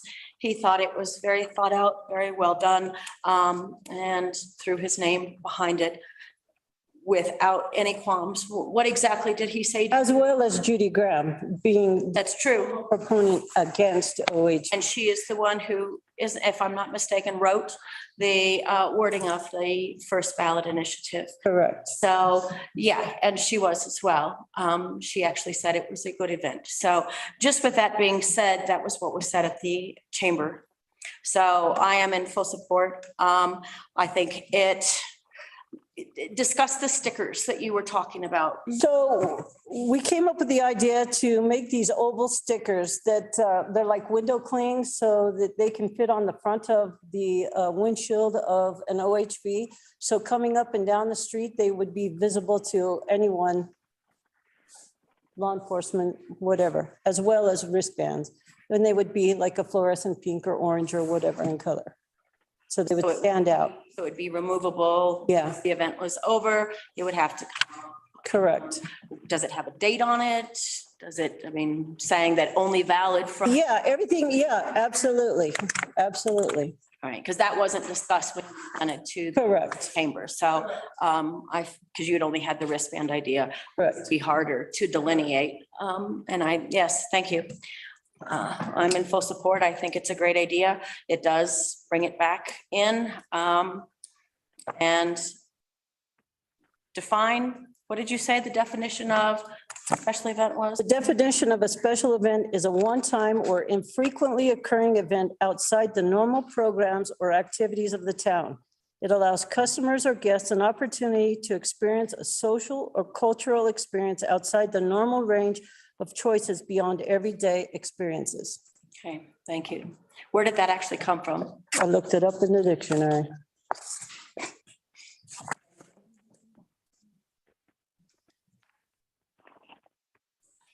I'll do this one too. I like the event. I think it was great the last 2 years. I'd like to figure out a way to support the event. But I also want to think about not reinventing the wheel with the new ordinance framework of no HVs in town. And the best that I could come up with is to draw a comparison with liquor licenses. So liquor is something that's only allowed in certain places where licenses exist. Otherwise, it's not allowed. We do have a way to manage that for special events where we provide special event liquor licenses. They're highly regulated. You're in a pen. There's lots of process involved with, you know, who's allowed in the pen, nobody's allowed to leave the pen with the liquor, things like that. I think it's possible to come up with a way to manage this in a similar fashion to liquor, to like an event liquor license permit. But I think we would have to figure out something like that for this to work. So something that's not otherwise allowed in certain parts of town to be allowed in town requires a special process like a liquor license permit. Any nonprofit can go and get a liquor license for an event. Sure. And then the users of the liquor license, like when you have a wristband, you're in a restricted area. Right. I get that we're kind of doing a parallel to that already with the way it's proposed, but there's a lot more, I think it's a lot more limited than what's currently proposed. You just described the special event application process and the entire process for special events within town. Right, except that the distinction here is that it's more defined in terms of where, like, so if I have a special event and a liquor license permit, I have a specific area that is monitored, like there's supervision of that area throughout the course of the event. The way that the route's proposed, the time frame of the whole weekend, I don't think that that's being monitored in the same way.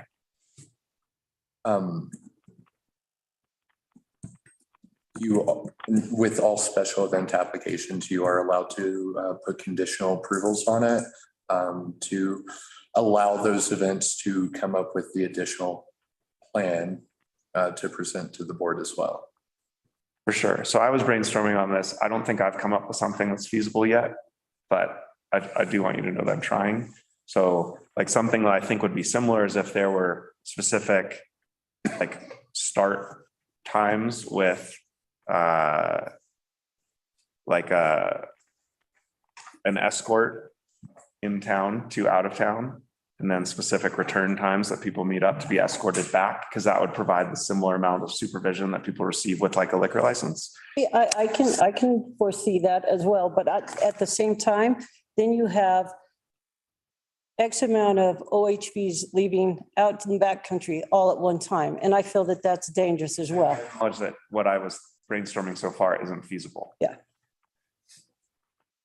But I think that something much more controlled is needed given our current circumstances than a 3-day exemption to the OHV ban. Well, Friday is registration, just FYI, and there's not a whole lot of people on that day. Then they're sporadic leaving through town, and they all have to be back in town by 6 o'clock. Right, but I imagine that given like, if we just said yes, this as is, I imagine people would intend to drive to and from their accommodations to the start and finish at different times throughout the day, use it to go to restaurants and bars throughout the weekend. Correct.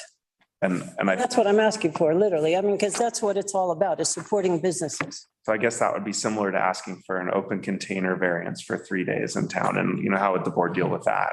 Where it's like, okay, we're just going to say all good, open containers all weekend anywhere in town within the downtown district. Well, I'm only asking for the old route. I'm not saying everywhere in town. Right. But I'm just trying to draw a comparison to something that we may have considered in the past, as opposed to like clean slate, let's start from scratch. And I'm trying to figure out how we would manage that parallel framework.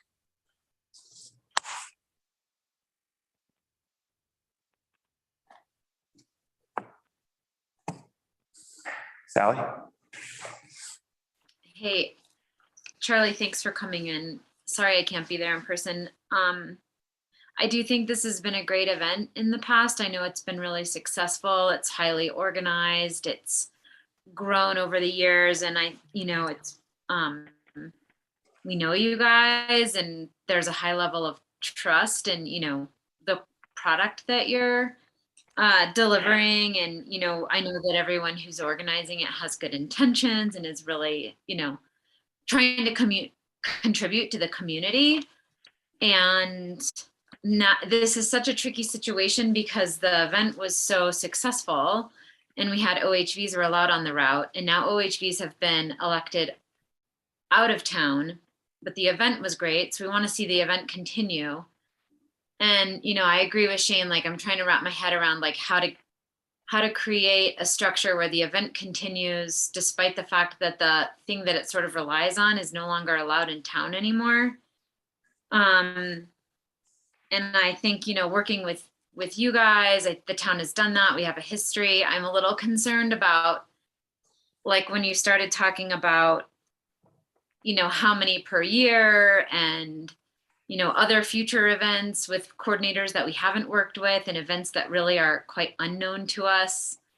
That just feels like it puts the board in a really tricky situation with, some of the events that you mentioned. Those are all like farmers market, ski joring. Those are all centered around things that have not been, there's no ordinance against them in town, which is why the comparison that you're sort of drawing, Shane, with liquor license is somewhat helpful, because I'm trying to think of like, if something was not allowed in town and then we wanted to create a variance or a special event permit to allow it in town, then how does that work for us? And then how does that look in the future? And Just asking for 1 weekend a year. I mean. Yeah, you are. I know. I hear what you're saying, Charlie. I hear your application makes sense and it's complete and we know what your event is like.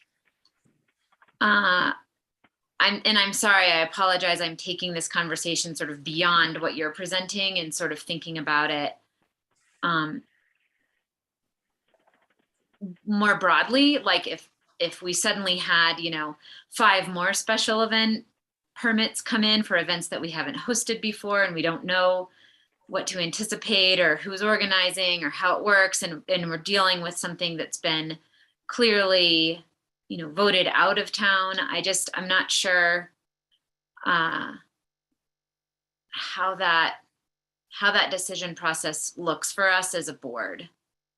But I do appreciate that this has been a really successful event and it's been really well organized and it's 1 weekend, and the intent is to benefit businesses and create, positive relations in the community. I see all of those things, and I just, I guess I'm a little bit hung up in how this works specifically with the OHV issue and potentially for other events making similar applications down the road.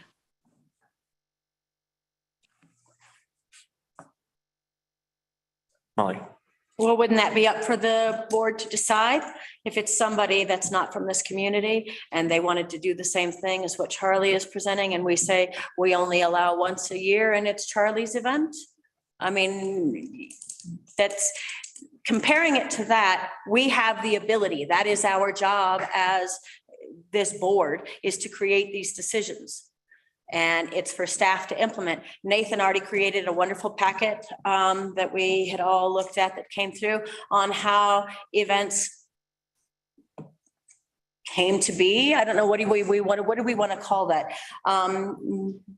Your ordinance that we create, that was created. I mean, you did a wonderful job delineating everything that needs to have happen to create a special event.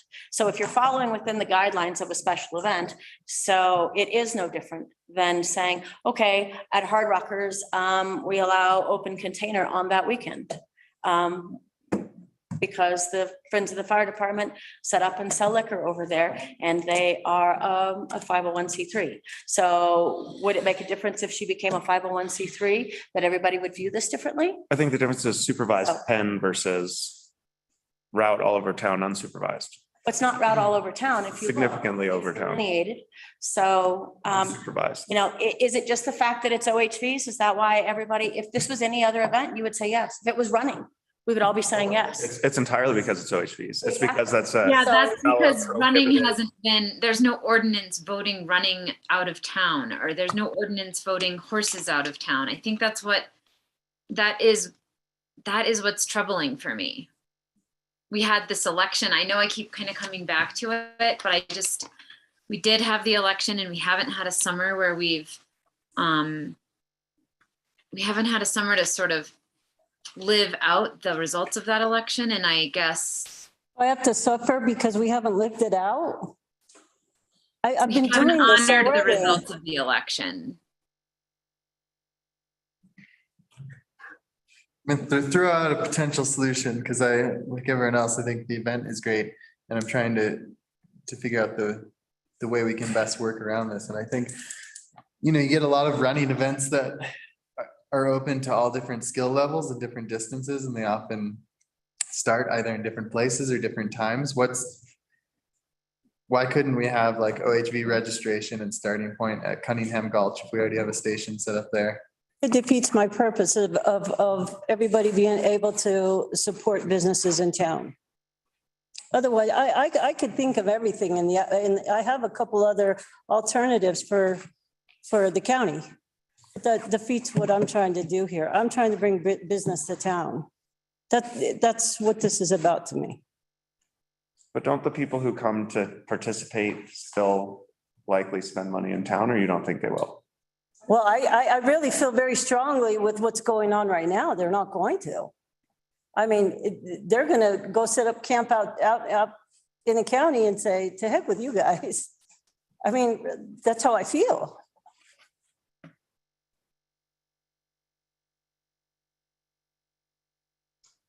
This is about filling hotel rooms and restaurants and gift shops, and that's what this is about to me. It's not about OHV, it's not about running, it's not about a horse, it's about bringing business to town so we can prosper.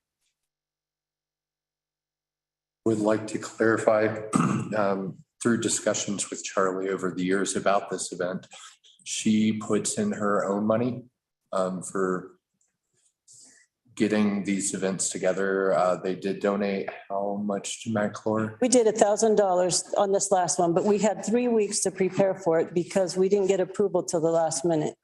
This event hasn't received a profit. So they're technically not a nonprofit, but they work like. They operate as one. I don't think anyone's calling to question the benefits of what you're doing and that it being a good historical event. I think we're trying to figure out how to navigate this with an ordinance that says that one of the main components of the event's no longer allowed in town. And how do we make an exception to that is fair and reasonable relative to that ordinance? Can I ask a question? For sure. What's the difference between an ordinance banning food trucks and granting them a variance to be at different places? There's an ordinance banning them. And you guys make the decision, it's okay to put a food truck at different events. It's your decision.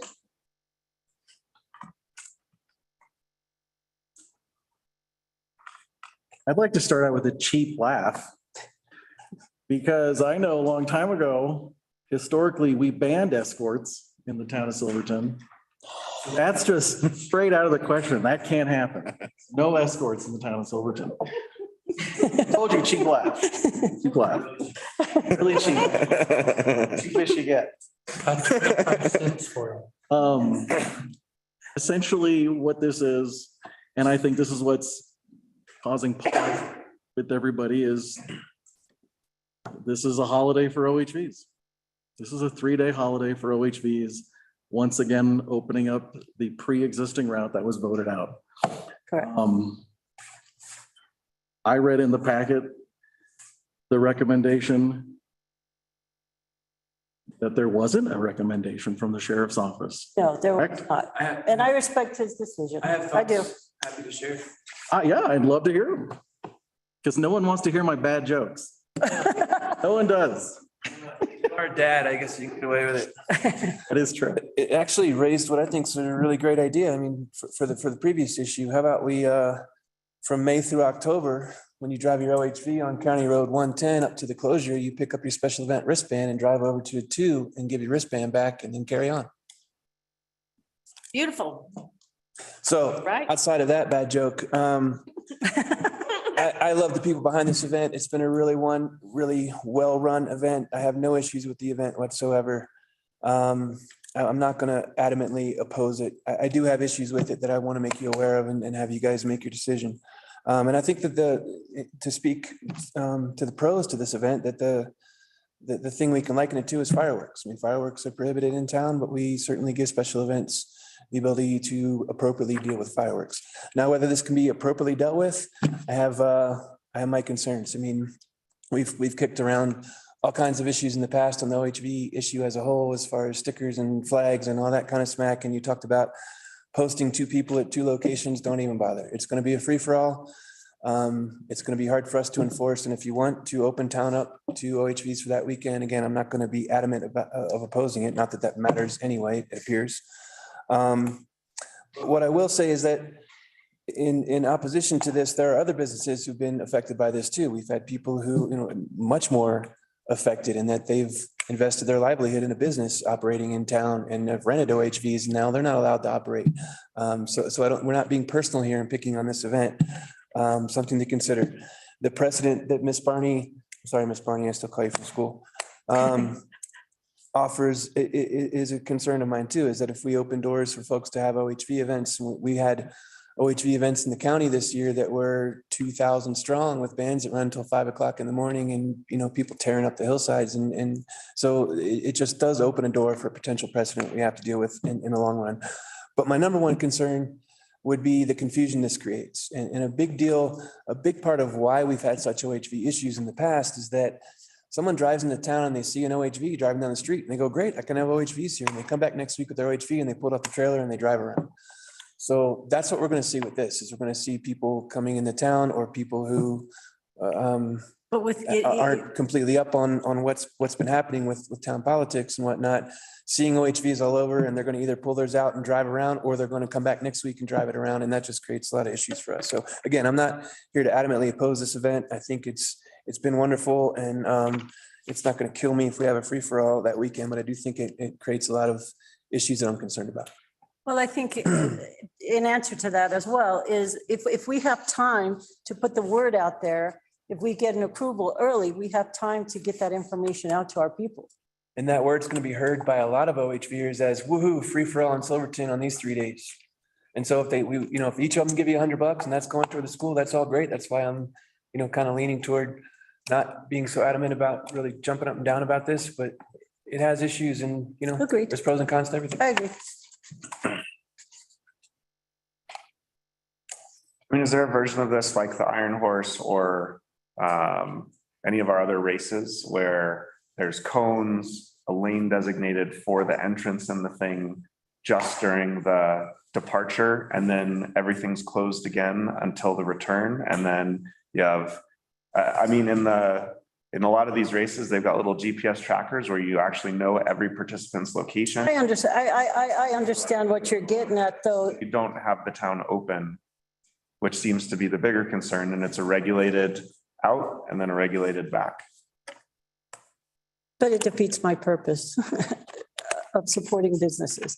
That's why I want them into. All of those participants are still coming to town that weekend for the event, and that's what all the other events are doing. It's like the other event, you're super unique in the idea of having an event where part of the event is the spread throughout town, throughout the event of people spending money. And that's admirable, but it's also unique and different and makes it hard to classify it and figure out a way to manage it effectively.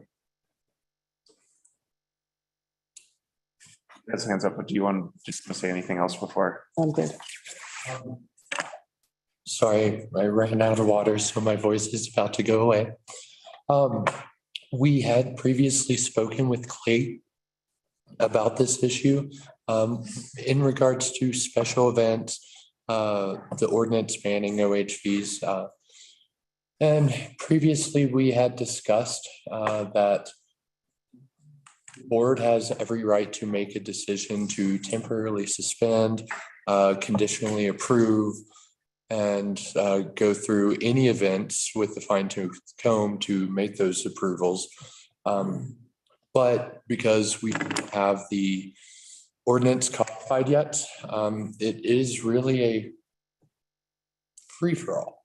And I hate to use that term, but when it comes to special events, but I have heard what Bruce has said. I think that having this one event as the tester is okay, not opening it up to everyone and their dog coming and wanting to do OHVs to have the designated route, whatever that may be. And I would let them work through that because Bruce would have, him and his crew would have to enforce that. I do believe that this event, as Charlie states, is a big economic driver for the town of Silverton. And to limit the times to allow people to leave and come back, unfortunately, is not feasible. I've ridden these trails thousands of times with the San Juan backcountry as well as rock pirates. You just don't know if you can make it back within a certain time frame. So all day is a better option, but the Hard Rock 100, I mean, those people are cycling in over a course of like 20 hours. Like, I think there's ways to manage it. Just saying. And I would leave that to the people who would be enforcing it. So I would definitely rely on Bruce's opinion on any suggestions that he may have about that. We do have a start time and a finish time on that day. The 6 to 8 that's in the packet? Yes, sir. No. 8 to 6. No, it's 8 to. 8 to 6. Yeah. I do have a quick question, and and it might help. I don't know. In the packet, in the submittal, it says that there's 10 volunteers. Is that enough for this event, for this type of event? We'll have more. That's what we've had in the past. Okay. That's all we've needed. One to man each of the 5 stations out in the backcountry. And one for the, we had what, 2 for registration? I mean, we will have more if needed. I think the backcountry, the board, and I'm going to speak for everyone, is not so concerned with what's going to happen in the backcountry. They're more concerned with what's going to happen on the town. Understood. Town and on the streets. Understood. What if there was a larger volunteer force internally that would assist? Not escorts.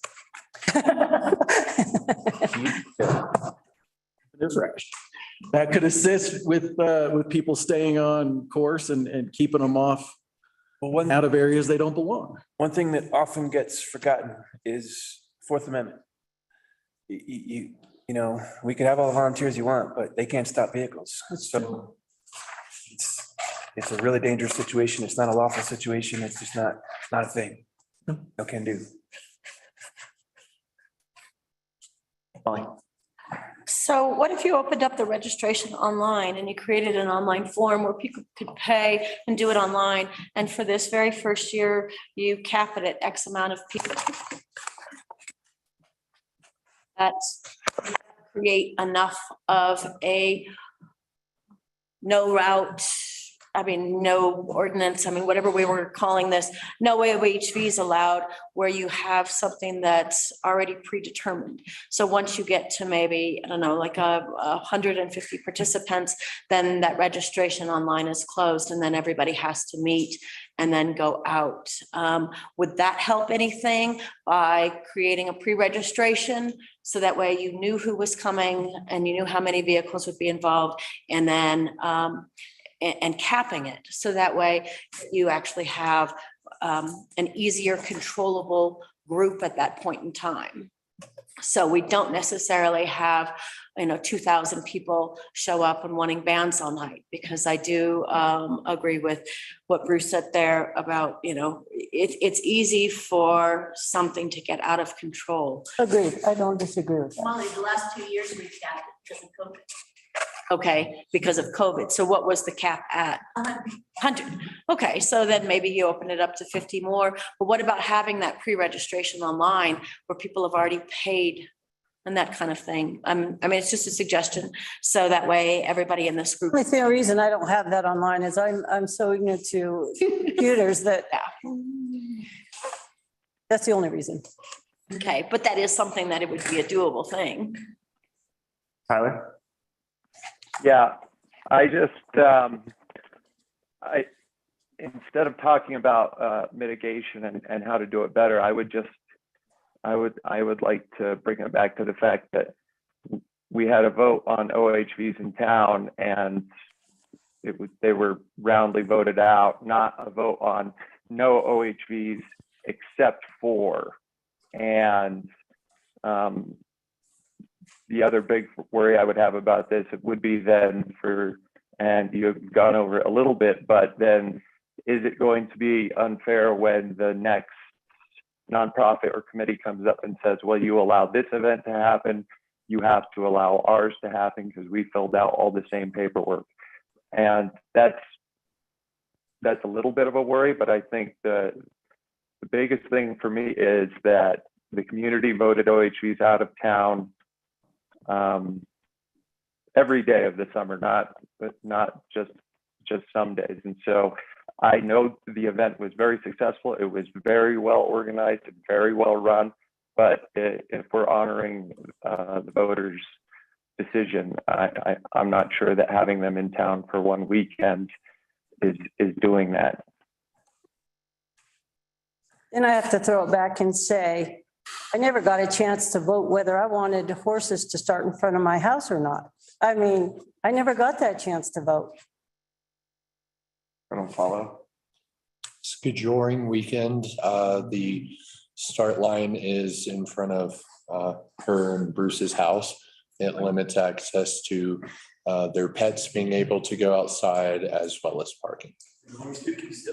And the horse Dookie's still there. It's frozen. All smeared this time.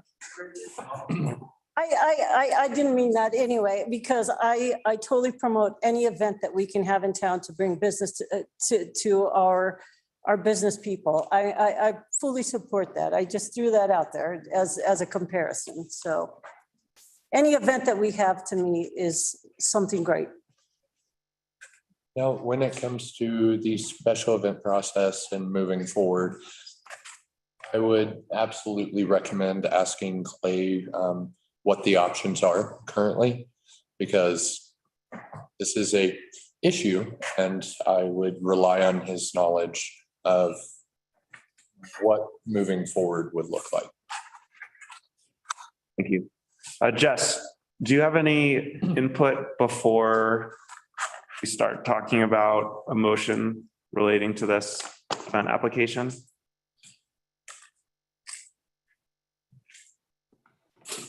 I've been listening carefully to what the other trustees have been saying, and I can understand respecting the wishes of the voters, but I also think that there's a lot of things that people don't consider when they go to vote, whether or not we're going to have OHVs in town or out of town. And now we're starting to figure out all those little things that people aren't thinking about. So no, that's all. we can never know everything, and we'll never make the right decision. But I think as long as we can do what we feel is best for the community, that's the best we can do. I think it's incredible that this event wants to actually turn some of the proceeds back around and help donate that back to the town in the form of Columbine Park. I've seen so many of the times when we're wanting to support these other interests, be it Baker's Park or Kendall Mountain, and we're sending money out and they're not bringing money back yet. And when we actually have an event that's bringing money to the town and to the businesses, we should respect those people and we should, at least respect that they took the time to put the event together and fill out the application appropriately. I think this is a tricky one, and it warrants a lot of discussion and open-mindedness. Yeah. Thank you. And I have one more question for Clay, if I may. So Clay, when it comes to special events permit, does the town have, we do have the right to deny a special events permit for any reason? And what I mean by that is, so if we allow this special event to go through and we allow OHVs to travel through town, if a different organization came in and said, we would like to do it, and we said no, would they be able to say that we were discriminating against them because we allowed one to go ahead and not the other?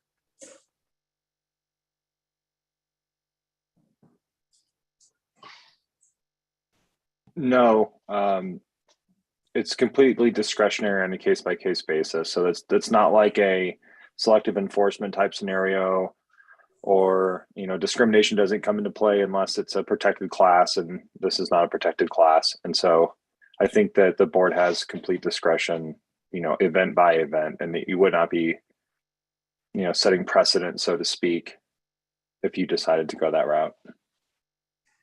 Thank you. So I would support this.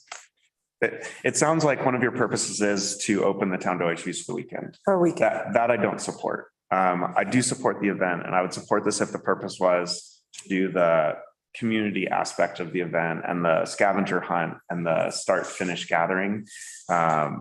If there was a version of this where there was similar administration to the start and finish of any of our bigger races, I'm all on board. But I don't support opening the town to OHVs.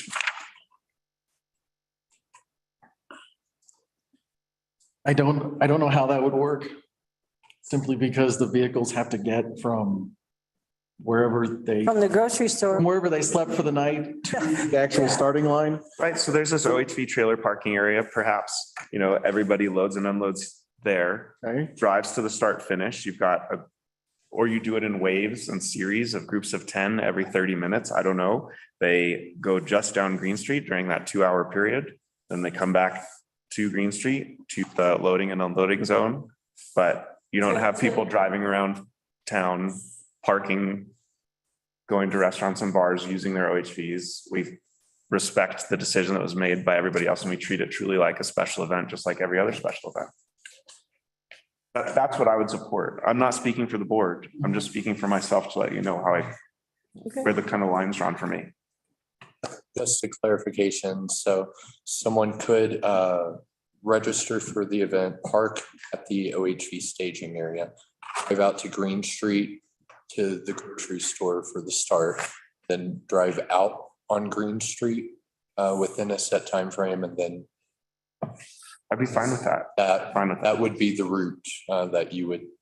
Yeah, it's very much like any other race.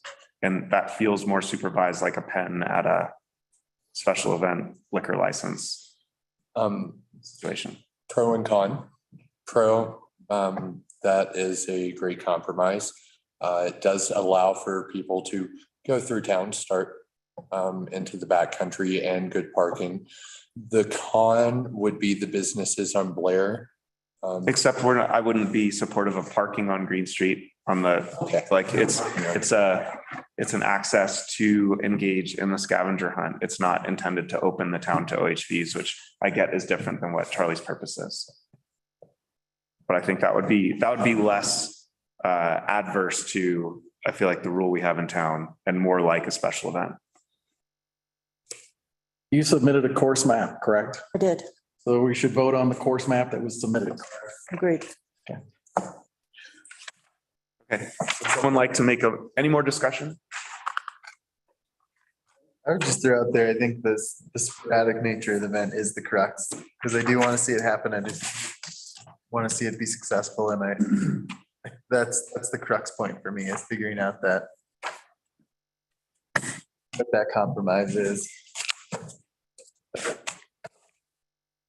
Or we, as a board, asking for an amended version of this submittal? I mean, so there's a lot of options. We could do that informally if Charlie was open to that, or someone can make a motion with contingencies, or someone can make a motion without contingencies and we can vote on that.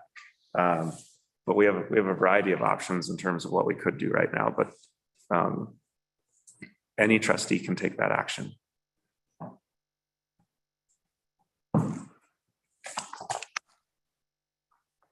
Just a quick comment in discussion before we start to make motions. I can see where you're headed with this intent, Charlie, you know, in looking at a user group who loves to come to Silverton and wants to patronize our businesses. And we can tap into this user group to create some financial support for the business community for a short time period in the summer. And so the thinking is like, how can we access that user group and bring them in and provide an experience for them while also, you know, extracting some financial support and some resources for the town that goes back into the town. And I really agree that all of that I'm on board with. I think the position that we're in here is that the position that we are in as trustees is to represent and reflect the wishes of the community, and the community spoke. So, you know, this is one of those situations where we do have it's great. We have clear direction from the community. We have the results of the election, and the election didn't ask, like, you know, would you like to prohibit OHVs from town with the exception of this 3-day weekend? You know, would you approve that or not approve that? You know, again, we got to go back to the intent or the assumptions, and I'm trying to stay out of that, because the information that we have to go on is the results of the election. And we have an ordinance that bans OHVs from town. And we also have the authority to make an exception to that for this weekend. But the other purpose of that election is, you know, providing us with information as trustees is what, you know, how do we reflect the will of the community, because they aren't all here with us every single meeting. You know, this is not a direct democracy. And since we represent people who are voting in these elections, we're put in the position of then reflecting that and representing those results. And so I do think it's a user group that we want to feel welcome. So I do support thinking about this with some amendments and treating it more like a race or like a special event that we have with some of those stronger regulations and trying to be as in line with the election results as possible. Okay, I want to remind everybody that during the meeting at the Chamber of Commerce, Judy Graham, who wrote the ballot initiative for removing OHVs, completely wholeheartedly supported this. So I would like to make a motion to approve the intent to conduct a special event or civic function within the corporated town limits for the 3rd annual Silverton Grocery Poker Run. As is. As is. Second. Roll call, please. Trustee Barilla, Yes. trustee Harper, Yes. trustee Wiegert, Yes. trustee Bierma, As is, I'm going to have to say no. trustee George, No. Mayor Pro Tem Barney, As is, no. Mayor Furman, No, but I would support a resubmission with the different scope. Thank you, because now we're not wasting anybody more's time. You know the direction, and then we can move on to further agenda meetings, because we're already at 9:27 people and we haven't even gotten 1/3 of this packet finished. Thank you. Thank you. Thank you, everyone. Our next agenda item is 4D, consideration of tap installation resource management memo. Matt, can you please promote John Seitz to panelist? I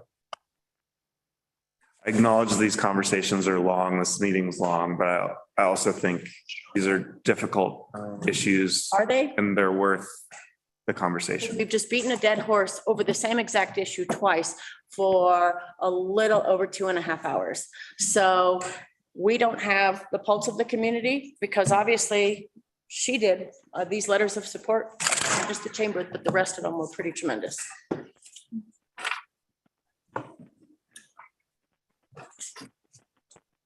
So this next item is tap installation resource management, and this agenda topic is addressing the fact that our staff is at capacity. And I will let John take this over this conversation, but wanted to emphasize that all departments are over capacity. And we will need to have a follow-up conversation on how to address this in the future. But this is just one of the issues that is going to be coming before you all related to this issue. So, John? Hi, I'll try to make this one really quick. Last year, we kind of had an exceptional year with water and sewer tap requests, essentially really like tripling anything that we've ever had before. And we expect this growth to keep pace. But it's difficult for us to keep pace when we have a lot of other things going on, regular operations, maintenance, emergencies, et cetera. So what I'm basically asking you is for your support in letting me make decisions. If I feel like we're getting to a point in the season where we have to put a cap based upon my judgment, I would like to have that discretion. Otherwise, people will come in and they may have expectations. Well, I paid my tap fees, but you can't do it. What does that mean? Well, that means that, you know, we tried to get you on the schedule and it's not going to work because I only have 5 guys, including myself. Last year, we put in 31 total taps and they probably average about 2 days apiece. Well, that keeps half of my crew busy for an entire season, summer season. And we definitely let some things go as far as general maintenance goes that we shouldn't have. And we can't continue to do that year in and year out. And it kind of took me by surprise as well. In early August, I still had 6 or 8 taps to go. And I'm like, how am I going to do this and get ready for winter and get all of our maintenance done? Again, in my memo, I did mention that I think we should try to install as many taps as we possibly can. We've utilized contractors to help us at times before as well, and I'll continue to do that. But those guys are so busy. The excavators, local excavators are so busy, it's hard for them to squeeze in another 2 days on their schedules. So for this year, if it ends up like last year and they're ramping up, I just like you guys to support me in making calls about managing taps. And if it happens again, and also in the future, we should be prepared to look at other ways to increase tap installations, because I believe that growth is good. This type of growth is good. Tap fees are good. More utility customers are good. But I just want you to be aware. I mean, I'll have to make decisions anyway, but I don't want to come to you in August and say, well, I've got 10 taps left and there's no way we can do it. I want you guys to know about it now so that you're aware that our customers, we may have to put a limit on the number of taps. And essentially, because I manage the Public Works Department, I'm the only one that really can make that call unless I go to the board every time I have a question about things. Thank you. Molly? Okay, so in here you have a couple of these were non-urgent and volunteered to reschedule for 2022 because they were not construction ready. So can you set up a form or a criteria of which, like, maybe they shouldn't even pay their tap fees yet until they are construction ready on a few of these at your discretion, so that way you can actually set up a decent schedule that each one of these can get done in a timely manner, because you've said it right there that they were not construction ready. So is that something that we can, I don't know, have something in Lisa's paperwork before she gives it to John to say how far this project is from being ready? And that way he has time to actually schedule. And some sort of like, I don't know, inter-office memorandum thingy that goes around between all of you that could actually facilitate this for you. So you do have the ability to say, hey, folks, I'm sorry, you're not construction ready. You're going to be at the end of the line until you are better off on your process. As when we started to get towards the end of last year, I made the line, I ordered the line based on who had paid their tap fees. So that's what I'm doing this year. I've already got 5, I think, here, and more people are talking about building. If you pay your tap fees, that's what number you are in line. So and if they're construction ready, great. If they're not, like we had one customer that paid their tap fees in October, and they're like, can you do it? Can you do it? And I'm like, I'll try. And then in November, we had time to do it, but he wasn't ready. So that's another aspect of the management, I guess. But I'm basing it right now. You pay your tap fee, you're in line. If you tell me about it in January, but you don't pay your tap fee until August, you're going to be at the back of the line in August. Okay, so there already is some sort of process in place. So Yes. you've got to make the delineation when it comes to, frost line and things like that, that it's going to be too difficult to do. So I am completely in favor of supporting staff making these decisions, just like you did in this previous one, saying you're not construction ready, you didn't pay your tap fees, too bad. So great memo. Thank you, John. You're welcome. Yeah, I'm in favor of it too, John. I think you guys are going to have your hands full with all the new building. My only one question is, if you already have them on the books now and, people are trying to get scheduled and get them going for the summer, is there any way that you can continue to try and book subcontractors, even if you don't know your crew are going to be busy at the time, subcontracting some of that work out? That way you can put your guys somewhere else if need be. Is that something you can do? And if not, I mean, obviously, I understand, but I totally support you guys in making those decisions. I was just trying to think of ways that might be able to get you guys ahead of the 8 ball. Sure. Yeah, that's a good suggestion, but I think that the tricky thing is scheduling with these other contractors. You're scheduling with the excavator and the general contractor and the homeowner. And a lot of times they don't know, they can't tell you what week they're going to need those taps installed. So that's another challenge with this, is the scheduling is all over the place. And I like to get 2 weeks heads up on it historically, but now I want to have this queue in place, and we will do them when we can do them, working around our regular schedule. But I think that this is a new thing, and your input is welcome. But I think for now, let's go with based upon my judgment, and I'll reach out to you all and let you know how things are going as needed. If we need an even more stringent process, we can work on that.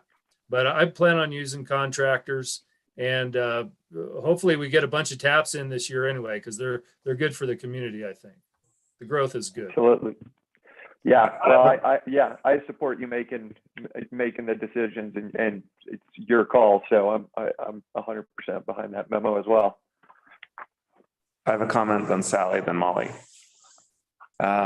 So I'm in support as well. I was wondering if this is something that dollars can alleviate in some way.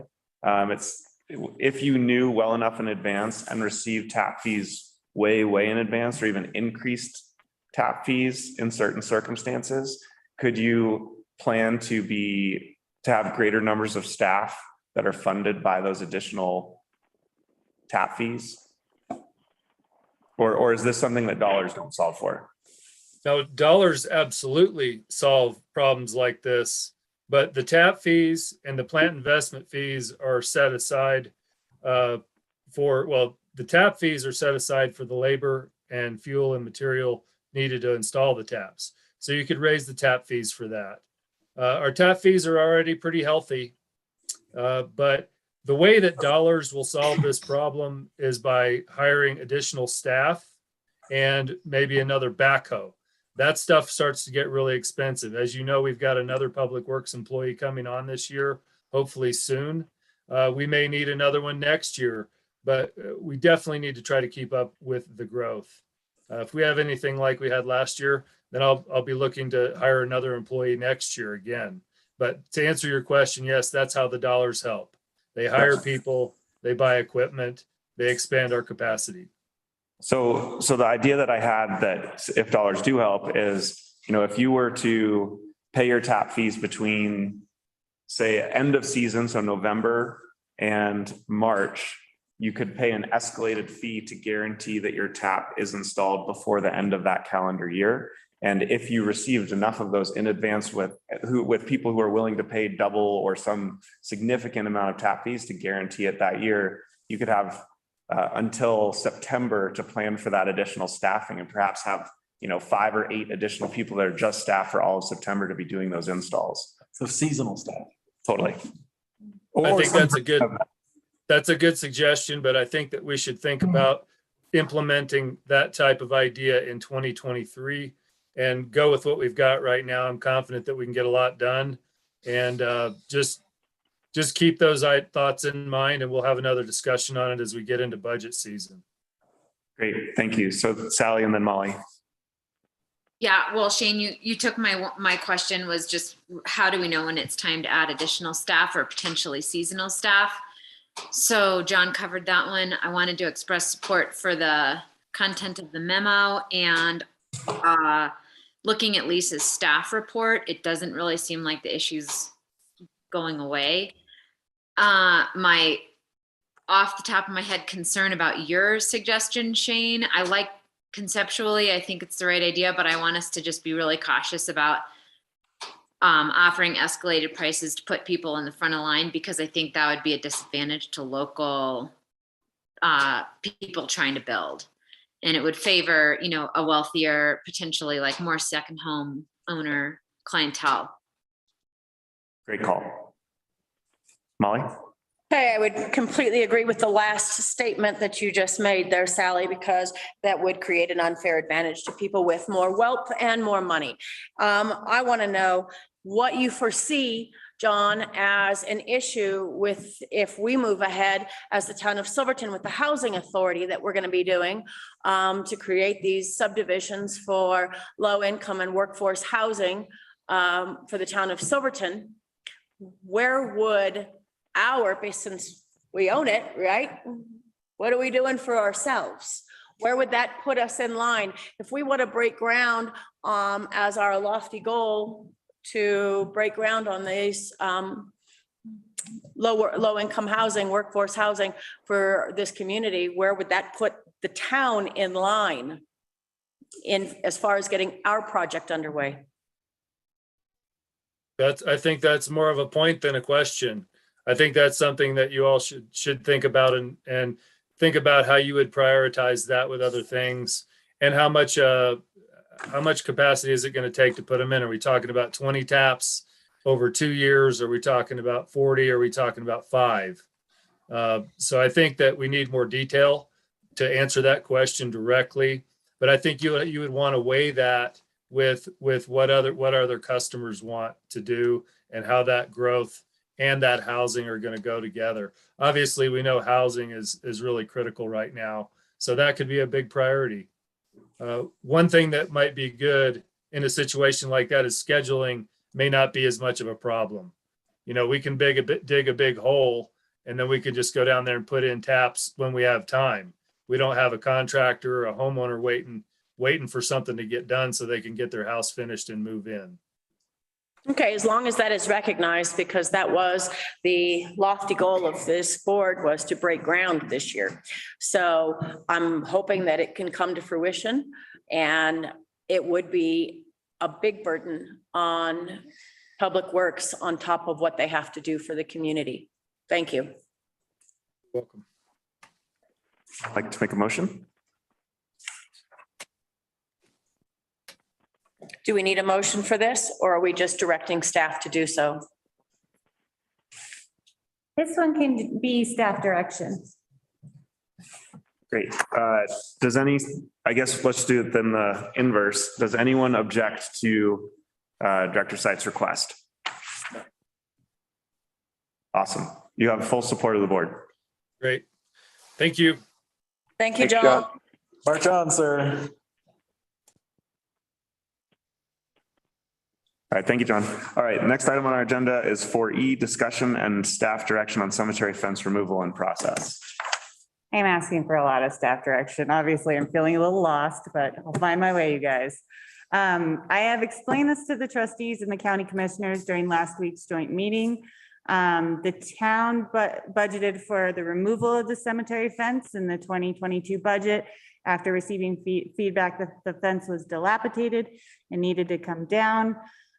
We had a volunteer taking it down, and in a month they did a lot more work than I had anticipated, as demonstrated in your packet. And unfortunately, there's some community members who feel that they did not, they didn't know what was happening, and they've asked that we cease operations to involve greater community. This has brought to light the ambiguity of the role of managing the cemetery. In October 2021, Todd and I met with Bev Rich, representing the Historical Society, to gain clarity and define roles of management and maintenance of the cemetery. This is outlined in the MOU that is included in your packet. And when we reorganized boards in August of 2021, I believe we incorporated the cemetery board into the Parks and Rec and Events and Buildings and Grounds Committee, which we combined a couple into those committees. But as I look back on who was on the cemetery board, I couldn't find a list of any trustees. So I'm assuming this was a citizen board that honestly I didn't know about in that merger. So there were also Historical Society members who didn't know about the MOU that we had created or the direction to remove the fence. So moving forward, the taking down the fence has stopped. And my suggestion, and I welcome your critiques, is to meet with the cemetery board and the Historical Society board to discuss how best to move forward, as well as nullify the existing MOU and create a new MOU that involves all interested parties. And then the results from that meeting would be brought back to the Board of Trustees for final approval. Molly? Okay, so the only problem I really have is this MOU signed by Todd and Bev, and obviously you were in on it. It was never taken to the board of, not this board, the Historical Society board. My father sits on that board and nobody knew about it. Scott Fetch, who was also a county commissioner, sits on that board and knew nothing about it. So I'm not saying it was done with any intention of anything other than to help the cemetery to coalesce what we had already voted on, that the cemetery would be partially whatever managed by the Historical Society. But for a lot of key members to be left out, it did cause a huge amount of angst within the community. I don't know about any of the rest of you. I blew up her phone because my phone blew up, and my phone blew up continually throughout the day, and nobody could reach Gloria. We did establish that Gloria's line where people were leaving messages didn't actually work, and she didn't know about it. So at least there was something good that came out of it. Kelly Freeze, who was in the audience, was on the cemetery board, and you knew nothing about any of this either. So I believe that having a sign-up sheet, what are we going to call it?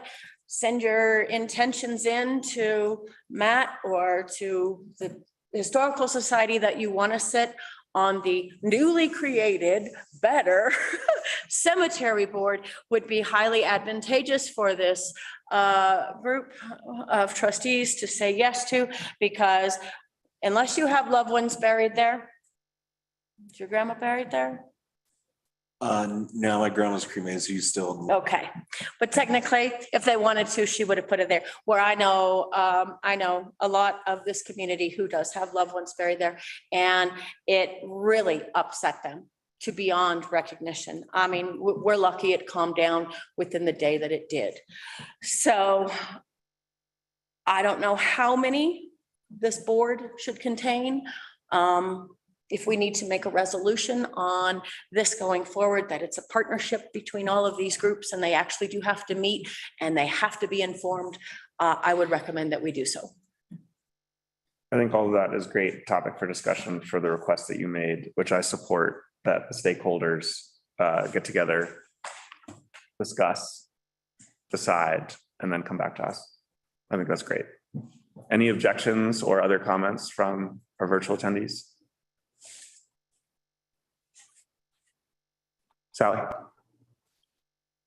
No, I just wanted to say I totally agree. I think this is really good. I think we have a really good path forward on this issue, and I'm also happy that the high emotions dissipated when they did, and was at the joint town and county meeting when this came up. And I just didn't have a chance to say this then, so I feel like I should say it tonight, is that I do think the intention of the volunteer was not to upset anyone. And I think being a volunteer in Silverton can be a pretty thankless job, but it is commendable. So I don't want to discourage volunteerism. And I think it's really important in the community, but this particular situation just didn't go so well. So I am a little confused as we pursue the fence issue about whether the fence is designed to keep wildlife out or in. But I don't think we need to talk about it tonight, but some of the comments and I'm not really sure what we're doing with the fence, or if it's delineating the property line, or that could potentially sort of factor into how we design that fence. But again, not something that we need to talk about tonight, I don't think, because we have a good process going forward from here.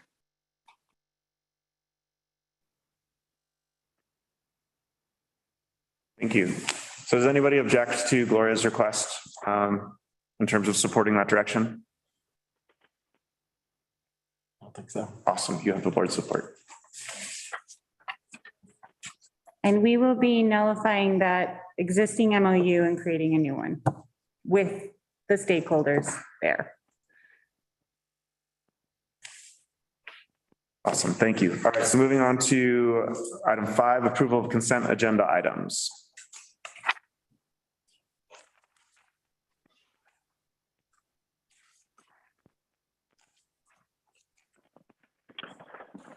I can make a motion to approve the consent agenda. I'll second. Thank you. Roll call, please. Thank you, Tyler. Trustee Barilla? I have a quick question. Are we including the financials or just because the way the packet was presented? Are we just presenting this paper and these without the middle content, which is our budget? The financials are a part of the consent agenda. Okay, then I think we need to go over a couple of the things that we spoke about this morning. If anybody has gone over this with a fine tooth comb, they will notice, and I'm sure community members have as well, that one of the big items in here, it shows that we have not been paying a town clerk any salary whatsoever, only the deputy clerk. And that has been and needs to be adjusted because it looks as though one person has made a huge amount of money and nobody else has gotten paid. Just to clarify, you're saying that the line item is incorrect, not that we haven't been paying the employee. Yes. Great. Just that. But it looks as though the deputy clerk has. I just wanted to clarify for the purposes of people listening. I thought I was. Paid over $97,000 this year, and Matt and Kelly never got paid. So Yes. Hence the reason for the resignation. Okay.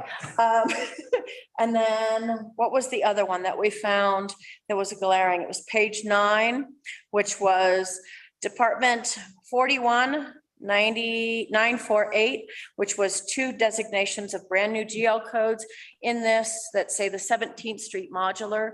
And those are going to be reclassified as well. And then, was there one more? I think those were the 2 we discussed this Those morning. are the 2 we discussed this morning. So I will support yes, as long as everybody understands that those mistakes within this were caught. You? Liabilities and expenditure coding. Liabilities and expenses. Oh, Oh, yes. Yeah. Yeah, there was some things that show positives that were negatives and Right. negatives that were positives. right. So although this Good was job. included, yes, thank you for catching that. Although this was included for the consent agenda, everybody does need to realize that those items were caught this morning at the financial committee meeting. So yes, I will support that now that they are clarified. Thank you. I'll still second. Trustee Barella, Yes. trustee Harper, Yes. trustee Uyghur, Yes.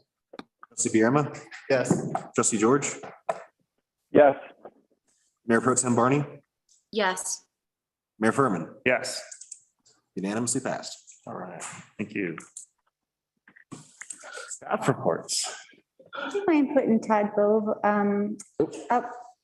Todd has some good news to share with you all for our staff report, and then I won't Like good news. any more of your time. If you have any questions on the staff reports, I'm happy to.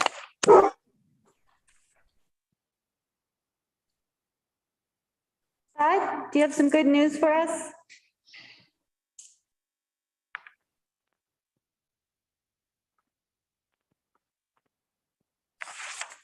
Okay, it seems like he's not connected to audio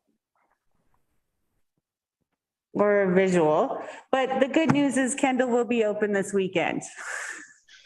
We had Palma come up and fix our lift, and we are ready to roll. Todd, that was a great report. Great. Good job, Todd. I love that Said it so report. much more eloquently. Hey, I have one question about that. Kendall was closed this weekend, but I was there anyway, and there were several families who had come and purchased tickets online. And I wonder, it's a clerical, I'm not sure if it's a question for Todd or Matt, but I don't know how people get refunded for tickets they purchase online if they don't actually ski. Kelly has the answer to that question, being the former town clerk.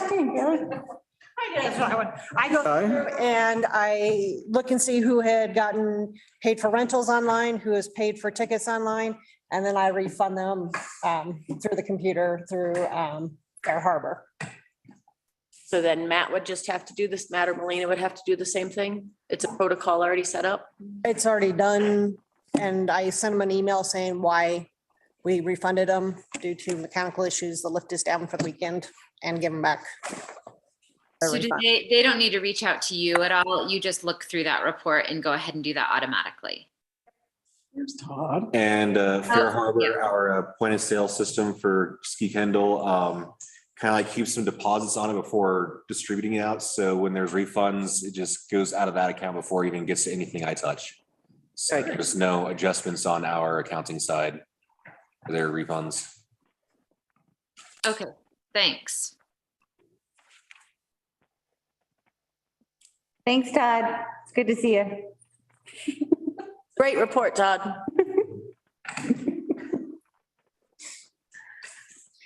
That's all our staff reports. Everything else is in the memo if you have any questions. Any other questions from trustees? Okay, committee reports.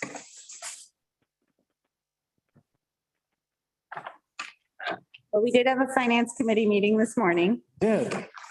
And we'll be bringing it to the full board on consideration to invest our reserve fund in CDs. So that'll be coming in the next board meeting. And we discussed the financials as well, and our sales tax we had all from last year. We did. We discussed the auditor RFP, the express bill pay online payment systems in order to help streamline. That's right. Big thumbs up for that one. Anything to help town staff streamline and cruise through the day. We talked about that, and then the sales tax report. Did I miss anything? On the delineation of the express bill pay, we were going to make a few stipulations that are not, that'll come to the board that we gave staff direction on. One being the first initial contact for your packet will come with a packet. And then after that, it can be used online. But anybody who's starting a business and or a VRBO would have to come in and do the actual paperwork and get the packet and get the welcome packet that comes with it. Unless they are an out-of-town quote vendor who, you brought up a paper company that's in Maine that sells paper to, I'm assuming, the town and the county. They buy a business license as a goodwill gesture, more or less. And so if you're not in the 81433, you can get those online for doing business within the community. Kind of like an internet vendor. And we did discuss the permission to live stream on YouTube. Yes. For our little subcommittees. Yes. I had a library board meeting. You were there? Yes. We had a wonderful discussion about segueing Jackie, who will be irreplaceable to be replaced, and what that's going to look like, the timeline that it's being presented, and a shifting of the members of the sitting library board and what's going to happen with that in the next few months as well. And I think that's all we talked about, wasn't it? Yeah, I can't remember anything else. So. Great. Thank you very much. Trustee reports. Who would like to give an overview of the joint town county meeting?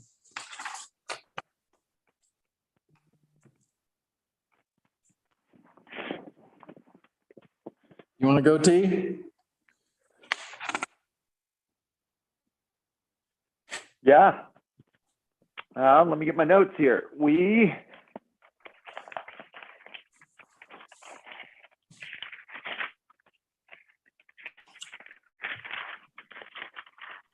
went over the Bonita Peaks Mining District and our combined support for the letter that the county attorney and Anthony worked on. And now we're just going to wait and see how the EPA responds. The consent decree, I'm sorry, for Gold King. And we don't have much recourse is how they explained it to us. And so we're going to send that letter and we're just sort of at their mercy as to whether or not they will be quote unquote making us whole, which was the language that they used in the letter.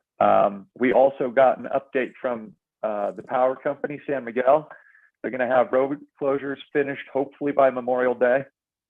They're going to be going from mid-April until the end of May. Weather dependent, of course. And they're also going to have a pretty big sort of social media drive and advertise in the papers. So everybody in the area knows when they'll be doing that work, what time the roads will be open, closed, etc.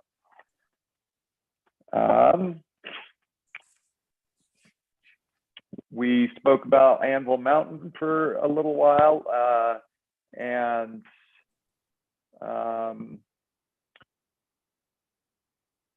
there was some concern among citizens about increased traffic down there.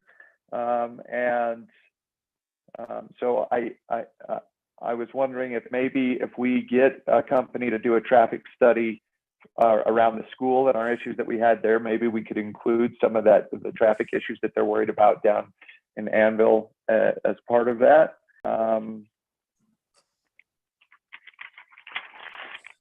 We did have a discussion on, sorry, sir. Oh, sorry. Chief Archuleta gave us an update on his budget. He also told us that they have 10 plus students that are currently taking their Fire One course. Some of their members who also work for Durango Fire are teaching the Fire One course to students up here. So that's great news. And then on March 5th, they're going to have an open house at the fire department to show everybody the mezzanine and how it's all come together.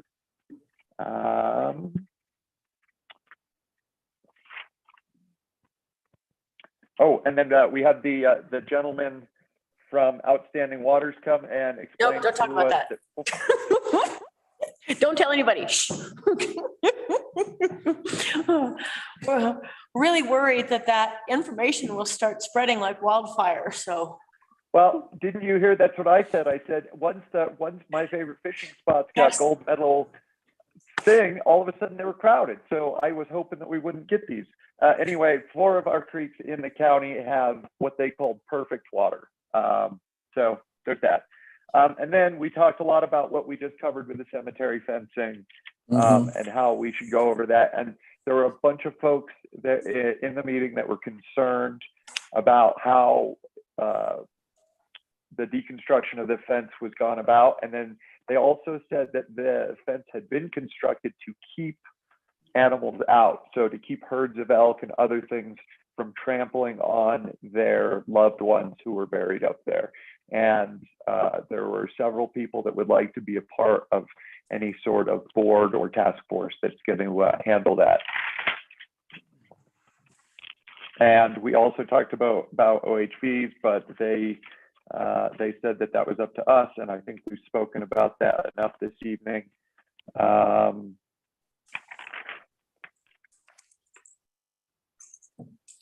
And that's all I have, unless anybody, did I miss anything? That gentleman takes good notes. Good job. Thank you. Great. Any other trustee reports before moving on? Great. Continued business 9A, consideration to adopt resolution 2022-04, a resolution of the town of Silverton to authorize and implement a bulk water sale. And I believe this was requested back in April of last year. So that's why it's on the continued business. And John is here to explain more. Yes, so in April, if you all recall, Nick Croce from the area came and asked if we would be willing to sell him bulk water. And it's going back a ways, but this was not really a big priority at that time for staff or for this business. But they're kind of getting their business plan together, and they're getting a little bit more eager to have some security for their water for their guests. And at that time, staff was directed to work on putting together a resolution which for a bulk water sales agreement, which you see before you. Clayton did a really good job. You know, we were also between attorneys at that time, but I think Clayton did a great job of interpreting what my interpretation of was what you all would want to see in a bulk water sales agreement.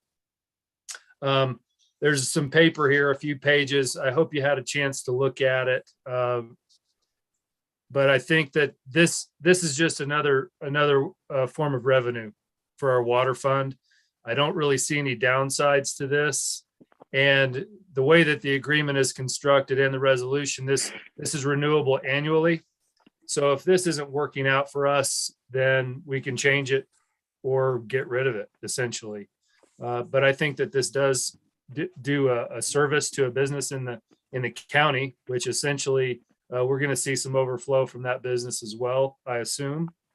And we can earn some extra revenue. So my recommendation is to give it a shot. I don't know if y'all need more detail from me now or if you have some questions. Molly? Just one, and it's under the rate section, overage rate of the $9.15 for every 1,000 gallons used over the 10,000. Does that match and align perfectly with what is in the rates for the rest of the community?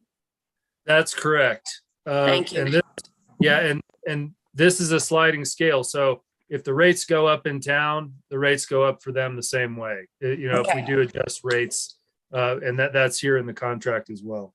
Yeah, hence the subject to change. I just wanted to clarify, just in case anybody read this and thought it was different than what we as a community would already pay on our regular water bills. Thank you.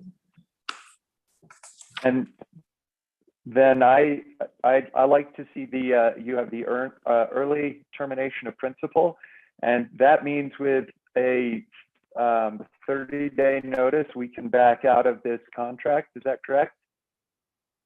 Clay, you want to take that one?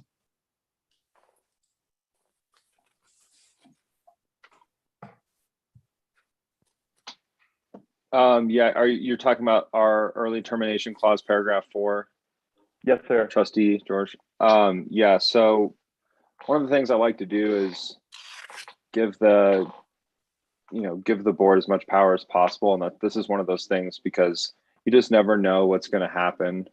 I know that there's also contingency in here for drought or just not being able to fulfill the terms of the contract because of and having suspended that contract. But the bottom line answer is yes. I mean, at any time with the proper notice, the board can terminate this contract at will. Excellent. And I would just like to go on the record as saying, I know when they came to us in April, they said that we were going to be a last resort for supplying water for them because they were digging 2 wells and they were looking at some other water sources. But anybody that's lived in this area for even a brief amount of time knows that when you drill wells up there, you get some heavy mineralized water, and the success of which they're having for digging the wells up there, I don't think it's going to be as good of a water supply as they think it is. And I'm worried that if we have to supply them with all the water for a major, a large business, then we're going to need to reconsider opting out of that contract. So just as long as that's in there, I'm good with it. And, another business could start in town as well that would consume a lot of water, but this one will require more maintenance on our part. But in my recent discussions with them, they are still optimistic that they're going to have some water source up there. And this will be a secondary source for them. But I think the way that the agreement is written, it's not a big risk for the town to try it and get some more revenue going. Yeah. Just another customer, and they're locked into that annual, just like a normal water customer. They're locked into it whether they use it or not. So they're paying that bi-monthly water fee regardless of whether they're taking a drop. Great.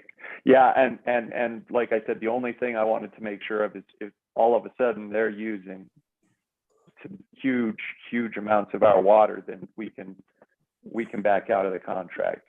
That was the one concern I had, but everything looks great. Thanks, John.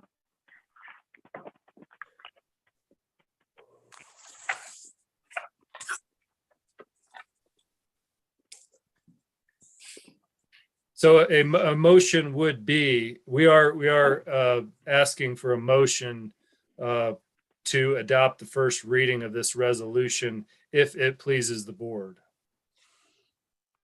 Does that require a first reading first, or did we determine that we don't need to read it? Well, technically, since this is a resolution, it would just require a motion.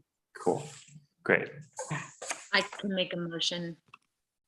I'll make a motion to adopt Resolution 2022-04 regarding bulk water sales agreement. Again. Thank you. Roll call, please. Trustee Barella, Yes. trustee Harper, Yes. trustee Uyghur, Yes. trustee Biema, Yes. trustee George, Yes. Mayor Pro Tem Barney, Yes. Mayor Furman. Yes. It's passed. Thank you. Thank you, John. Thanks, John. Moving on to item 9B, consideration to approve the Combine Park construction plans and issue an RFP for construction. All right, Mr. Bove, you want to take this one? Sure. I think the first time we really talked about Columbine Park was about at 11:30 at night. So this seems really fitting. So we've gotten a really nice, pretty detailed set of construction plans from Chris Clemens with Mountain Grain Architecture. Staff is really pleased, as you can see. I'm not sure if you guys can view in your packet or zoom in. We do have plans that can really be zoomed in on if you're not getting enough detail, or I'd be happy to screen share if there's anything in particular the trustees would like to discuss. But I think that as we get closer to initiating this project in the spring, we're a little concerned internally about timelines, particularly getting a contractor on board, some supply chain issues, things like windows and garage doors. It's my understanding can be backed up as much as 6 months or even 8 months. So what we're looking to do here is really kind of expedite the process where we can be moving through the planning commission simultaneously while issuing an RFP to get a contractor on board and potentially even start ordering some of those supplies that may be longer in wait time. And it's a little problematic in the sense that we haven't made any final decisions as far as fit and finish materials. A lot of those are reflected in the plan. But a lot of that is going to be dictated through working with the selected contractor as far as what materials are available. And we're going to try and just move through it as seamlessly as possible. So what we're really asking for permission tonight is a thumbs up from the trustees on the final designs so that we can proceed to the planning commission and basically operate inside of the constructs that are already in place as far as it being in the historic overlay district, et cetera. Town staff, myself, Bill McDougall, Lisa Adair are all very familiar with those limitations, and the design of the building itself has been designed inside of those parameters by Mountain Grain since the very beginning of the process. So we don't anticipate anything too prohibitive from the Planning Commission, but we would like to stress that we really will be respecting those parameters. But it's really difficult right now to say exactly what kind of siding, exactly what kind of stone, et cetera. And we would be working closely internally and with the Planning Commission on that, assuming they would acknowledge some flexibility that's needed to complete this project on time. Thank you, Todd. Molly? Okay, just one question. You did some pretty good notes here. It says plumb with hot water, cold water. I'm assuming that says waste lines and cap for future use. And this was upstairs because that's what we had said. We weren't quite sure how we should delineate that space. And I'm assuming those would all be on interior walls since it really doesn't show in the diagram. Yeah, it's put in there as a note. And I think part of that is we haven't really determined the use for that space yet. And the critical thing right now is really to kind of get the building up and minimize the downtime, support the businesses that really rely on that park, and support the guests that really come to our community. So the finishing of that upstairs space could really come after the facility is open. And until we know what's going to be taking place in that space, we're really not positive on a layout as far as where a countertop should be, where those utilities should be in that room. So I think the goal was get the building open, refine what we're going to use that space for, and certainly not let it lag. But maybe as we get a little further along in the process, hone in on exactly what that space is going to be and just kind of field fit it almost When we know what we're going to do up there, we'll say, okay, we need a countertop here, we need a desk here, we need et cetera. Okay, so then that was my question is where are these lines going to be capped at? Interior walls, exterior walls, near the staircase, or we just don't know yet? It's my understanding, we haven't selected a location exactly where they would be capped on the wall, but it is my understanding they would just be capped internally. So you could run the line anywhere in the room, for water, dishwasher. I mean, we'll have to figure out what we're going to use that space for. I certainly think it's a valuable space, though. There's a number of things that we could do in that room. Okay, that was my only question since it wasn't delineated on the plans. Sure, and if the board has input on what that space may be used for or where they'd like that, we'd be happy to incorporate in the plan. But something like that is relatively easy up until sheetrock. Basically, it can be run anywhere. Wonderful. I love it.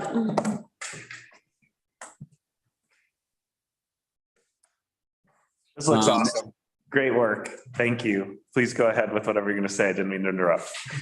I was just gonna really express what a pleasure it's been working with Mountain Grain Architecture. They do a phenomenal job. We kind of let them run wild with that concept of the raised seating, and I think it exceeded our expectations. And we're really pleased with the site design and some of those landscaping features and the way they came out. We think it's going to be a really functional space. Great. On this one, I was a little unclear about the request for action. Is this a direction or a motion? Because it just says approve final rendering. Well, it's so, it would be staff direction that, you guys are okay with this rendering, and then it would be a motion to release the RFP for a project coordinator or construction. Okay. So any objection to? Oh, Todd, did you have something? Oh, yeah, go ahead, Todd. Sure. I just wanted to clarify. I think the intention, at least my intention with this memo was we had discussed checking in pretty regularly with the board as far as concept and design. We're at that point. This would essentially be your final check-in on the design, but it will ultimately, at the recommendation of the Planning Commission, come back to you for a final approval. So this would essentially be the second to last before we break ground. Thank you. That's helpful. So do any trustees have any objection to these proposed final renderings or iterations too? Or are we giving the thumbs up to move forward? I think it looks awesome. This is so exciting. It's a good looking structure. Great job, staff. Jess and Tyler, all good? Awesome. Okay, cool. Would someone like to make a motion to approve town staff to release an RFP for project construction contractor work? So moved. Second. Thank you. Roll call, please. Trustee Barilla, Yes. trustee Harper, Yes. trustee Wiegert, Yes. trustee Bierma, Yes. trustee George, Yes. Mayor Pro Tem Barney, Yes. Mayor Furman. Yes. Unanimous pass. Thank you. All right, moving along to item 9C, consideration to approve the memorandum of understanding with the Silverton School District. All right, so Kim did bring this one to her board and they got to look at it and got back to us, and Kim and I have gone back and forth on it, but it's just another attempt for us to write everything down that we're doing and file it away so that it's on record. And then one thing that did come up during this discussion was gym usage. And we left this out with the COVID restrictions shutting that down, but I would like permission to bring this to the board again at some point as far as gym usage goes, and a program around gym that I guess used to happen. So the school is requesting that again, but we left it out of this MOU since it would be a kind of a whole separate program. This is more about our facility usages and kind of the sharing of services. Molly? Okay, 4C doesn't make any sense to me whatsoever. The town modular building shall be provided for free of charge for the use of the food bank and storing of foods for COVID-19 quarantine and support. 2, emergency use of this space for the OEM operation agreed by both parties. I feel that neither of those two things has anything to do with the school. OEM is a completely separate operation, and the food bank, didn't COVID end the day World War III started the other day? So I'm wondering why this supplemental 4C is in this contract. Well, the food bank is actually operated through the school. Yeah. It is now. Right. Yeah, it wasn't originally. It was taken over, but I'm saying because COVID-19 quarantine and support, are we foreseeing something for the future that the CDC hasn't? I think the intent of this was to document what we are already doing or have been doing in the recent past, and to like keep that in there if they wanted to use it again. Okay. Correct, Todd? But then tell me why OEM is in there under an MOU for the school. Sure. And also Kim's been on this the whole time. Good for you, Kim. I tried to promote a panelist. Oh, just Hand up too. put your hand up.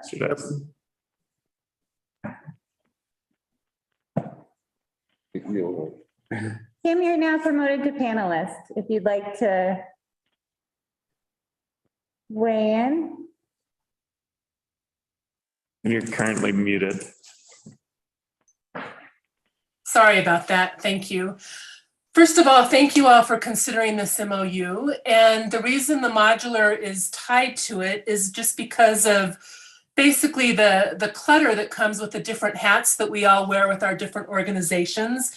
And so, the modular is being used kind of for the community food efforts around COVID, but in the past, when we've had emergency food efforts come up around the 416 fire, or when the road has been closed and we've had to do emergency food services, that has all gone through the school gym.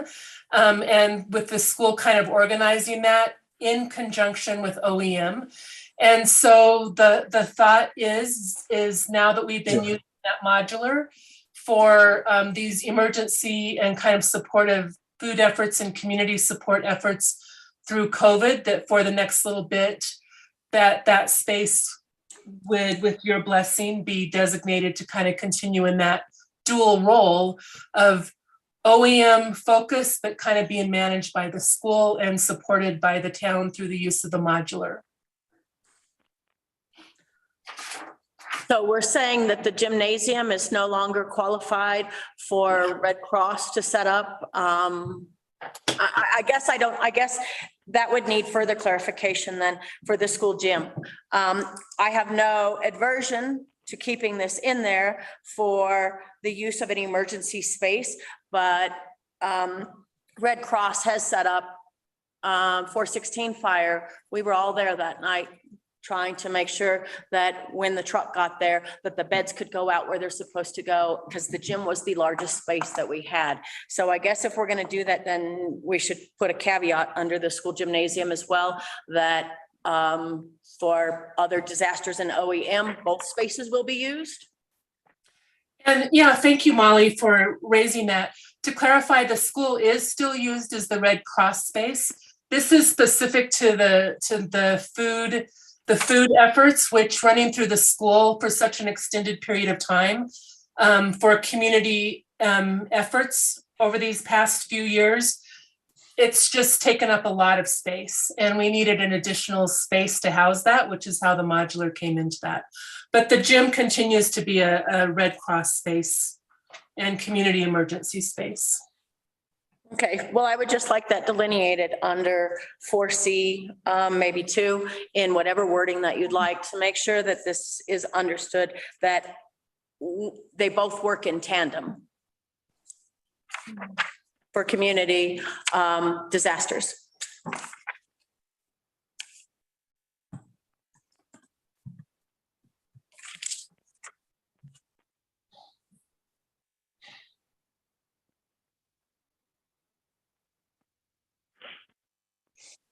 Gloria and Kim, are you both open to that request? Yeah, we could include that. I'm open to that. Are you, Kim? I am, that sounds good. Okay. Thank you, Molly. Any other comments or questions relating to this MOU?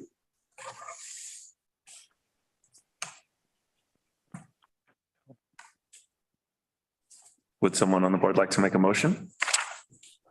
Sure, I'll make a motion motion to accept the memorandum of understanding with the caveats laid out in discussion.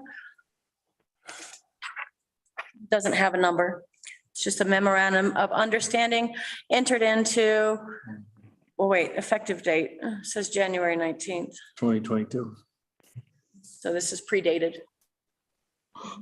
And we can update that date as well. Okay, with an updated date of tonight's meeting between the Silverton School District and the town of Silverton.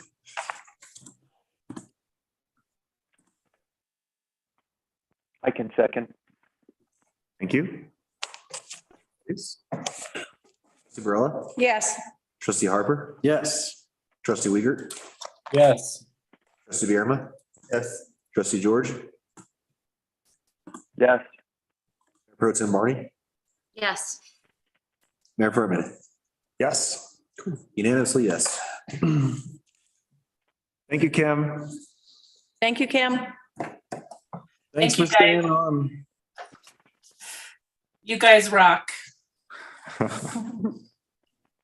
All right, moving on to our next agenda item 9D, request for staff direction on continuing to refine and work on a maximum square foot footprint ordinance. I'm gonna in advance that I'm recusing myself from this discussion because I have an interest in property that is likely to be impacted by this ordinance.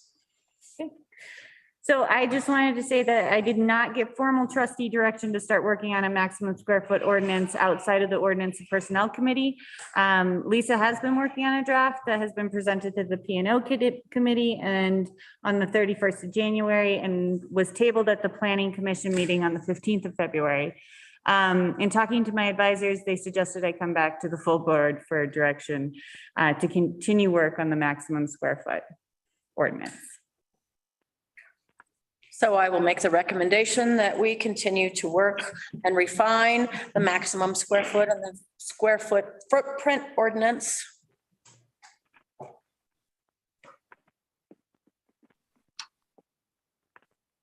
Yeah, thanks, Molly. I agree. I think this is really important in getting ahead of a lot of building that's happening in Silverton and being proactive about how we think about the character of our community. And so I support continuing to work on this ordinance.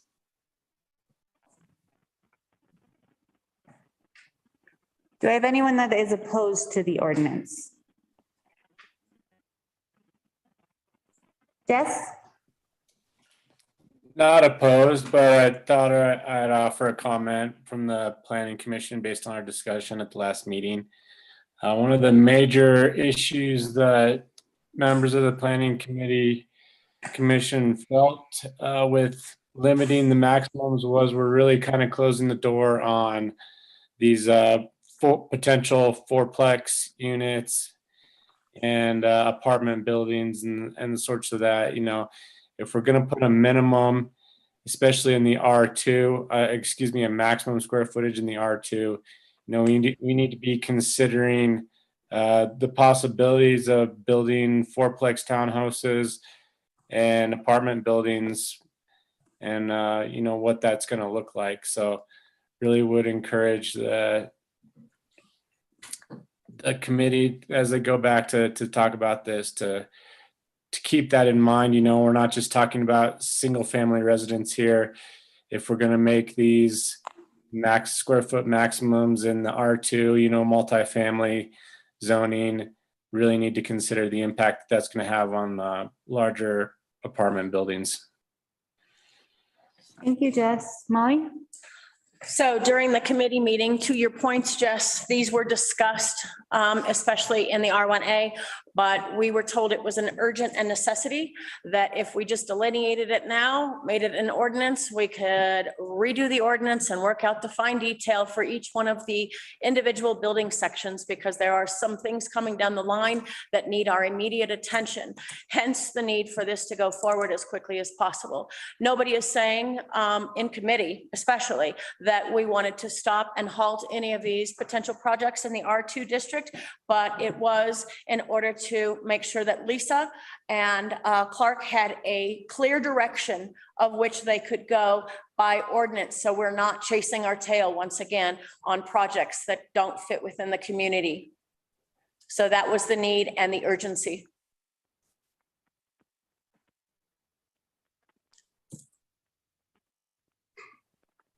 Thank you. Any other discussion?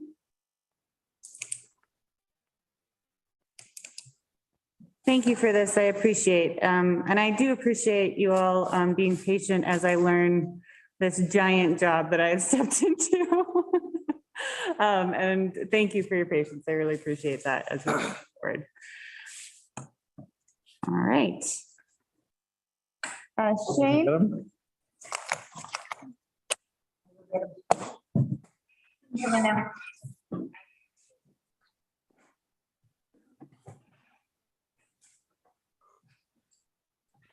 All right. At this time, for the few that are left, we have our closing public comment. If you'd like to make a comment, please raise your hand, introduce yourself, and you've got 3 minutes. Am I on? Yep. Nobody's there in person? I wanted to thank all of you for working so hard on the issues tonight. It's been a brutally long meeting, and this issue is still contentious, but you've tried very hard. I appreciate it. Thank you. Thank you.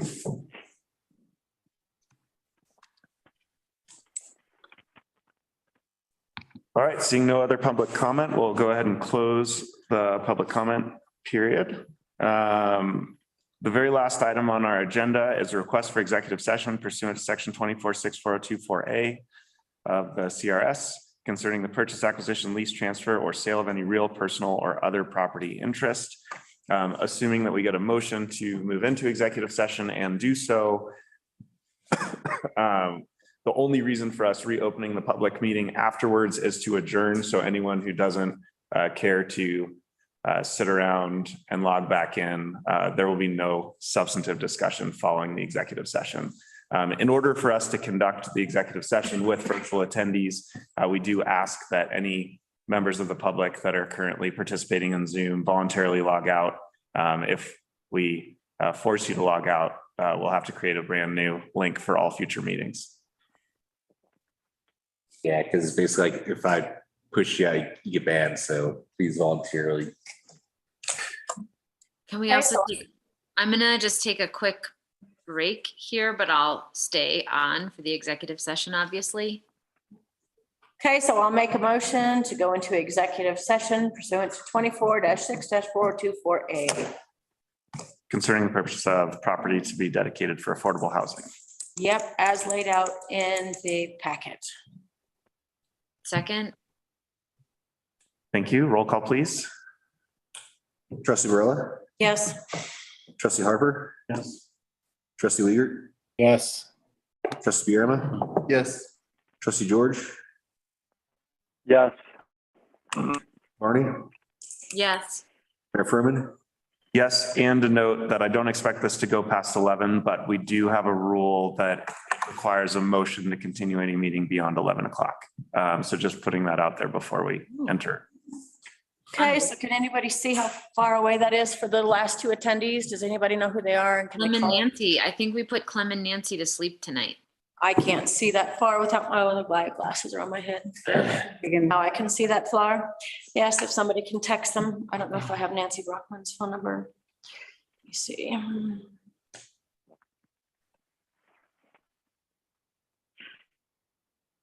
No, I do not. Do you? No. I'm texting her right now. Someone could get Clem.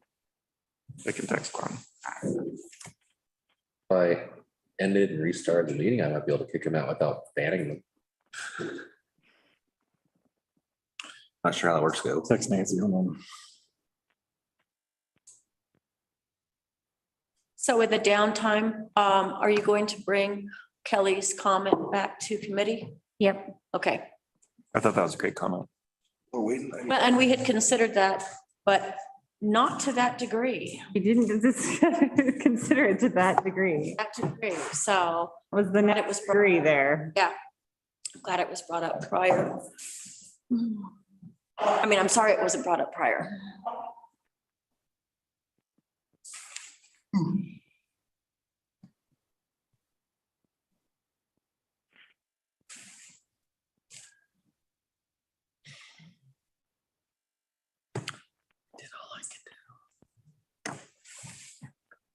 When I stood up to leave, I hadn't really thought about how long I'd been sitting. Your legs don't work. Force some muscles.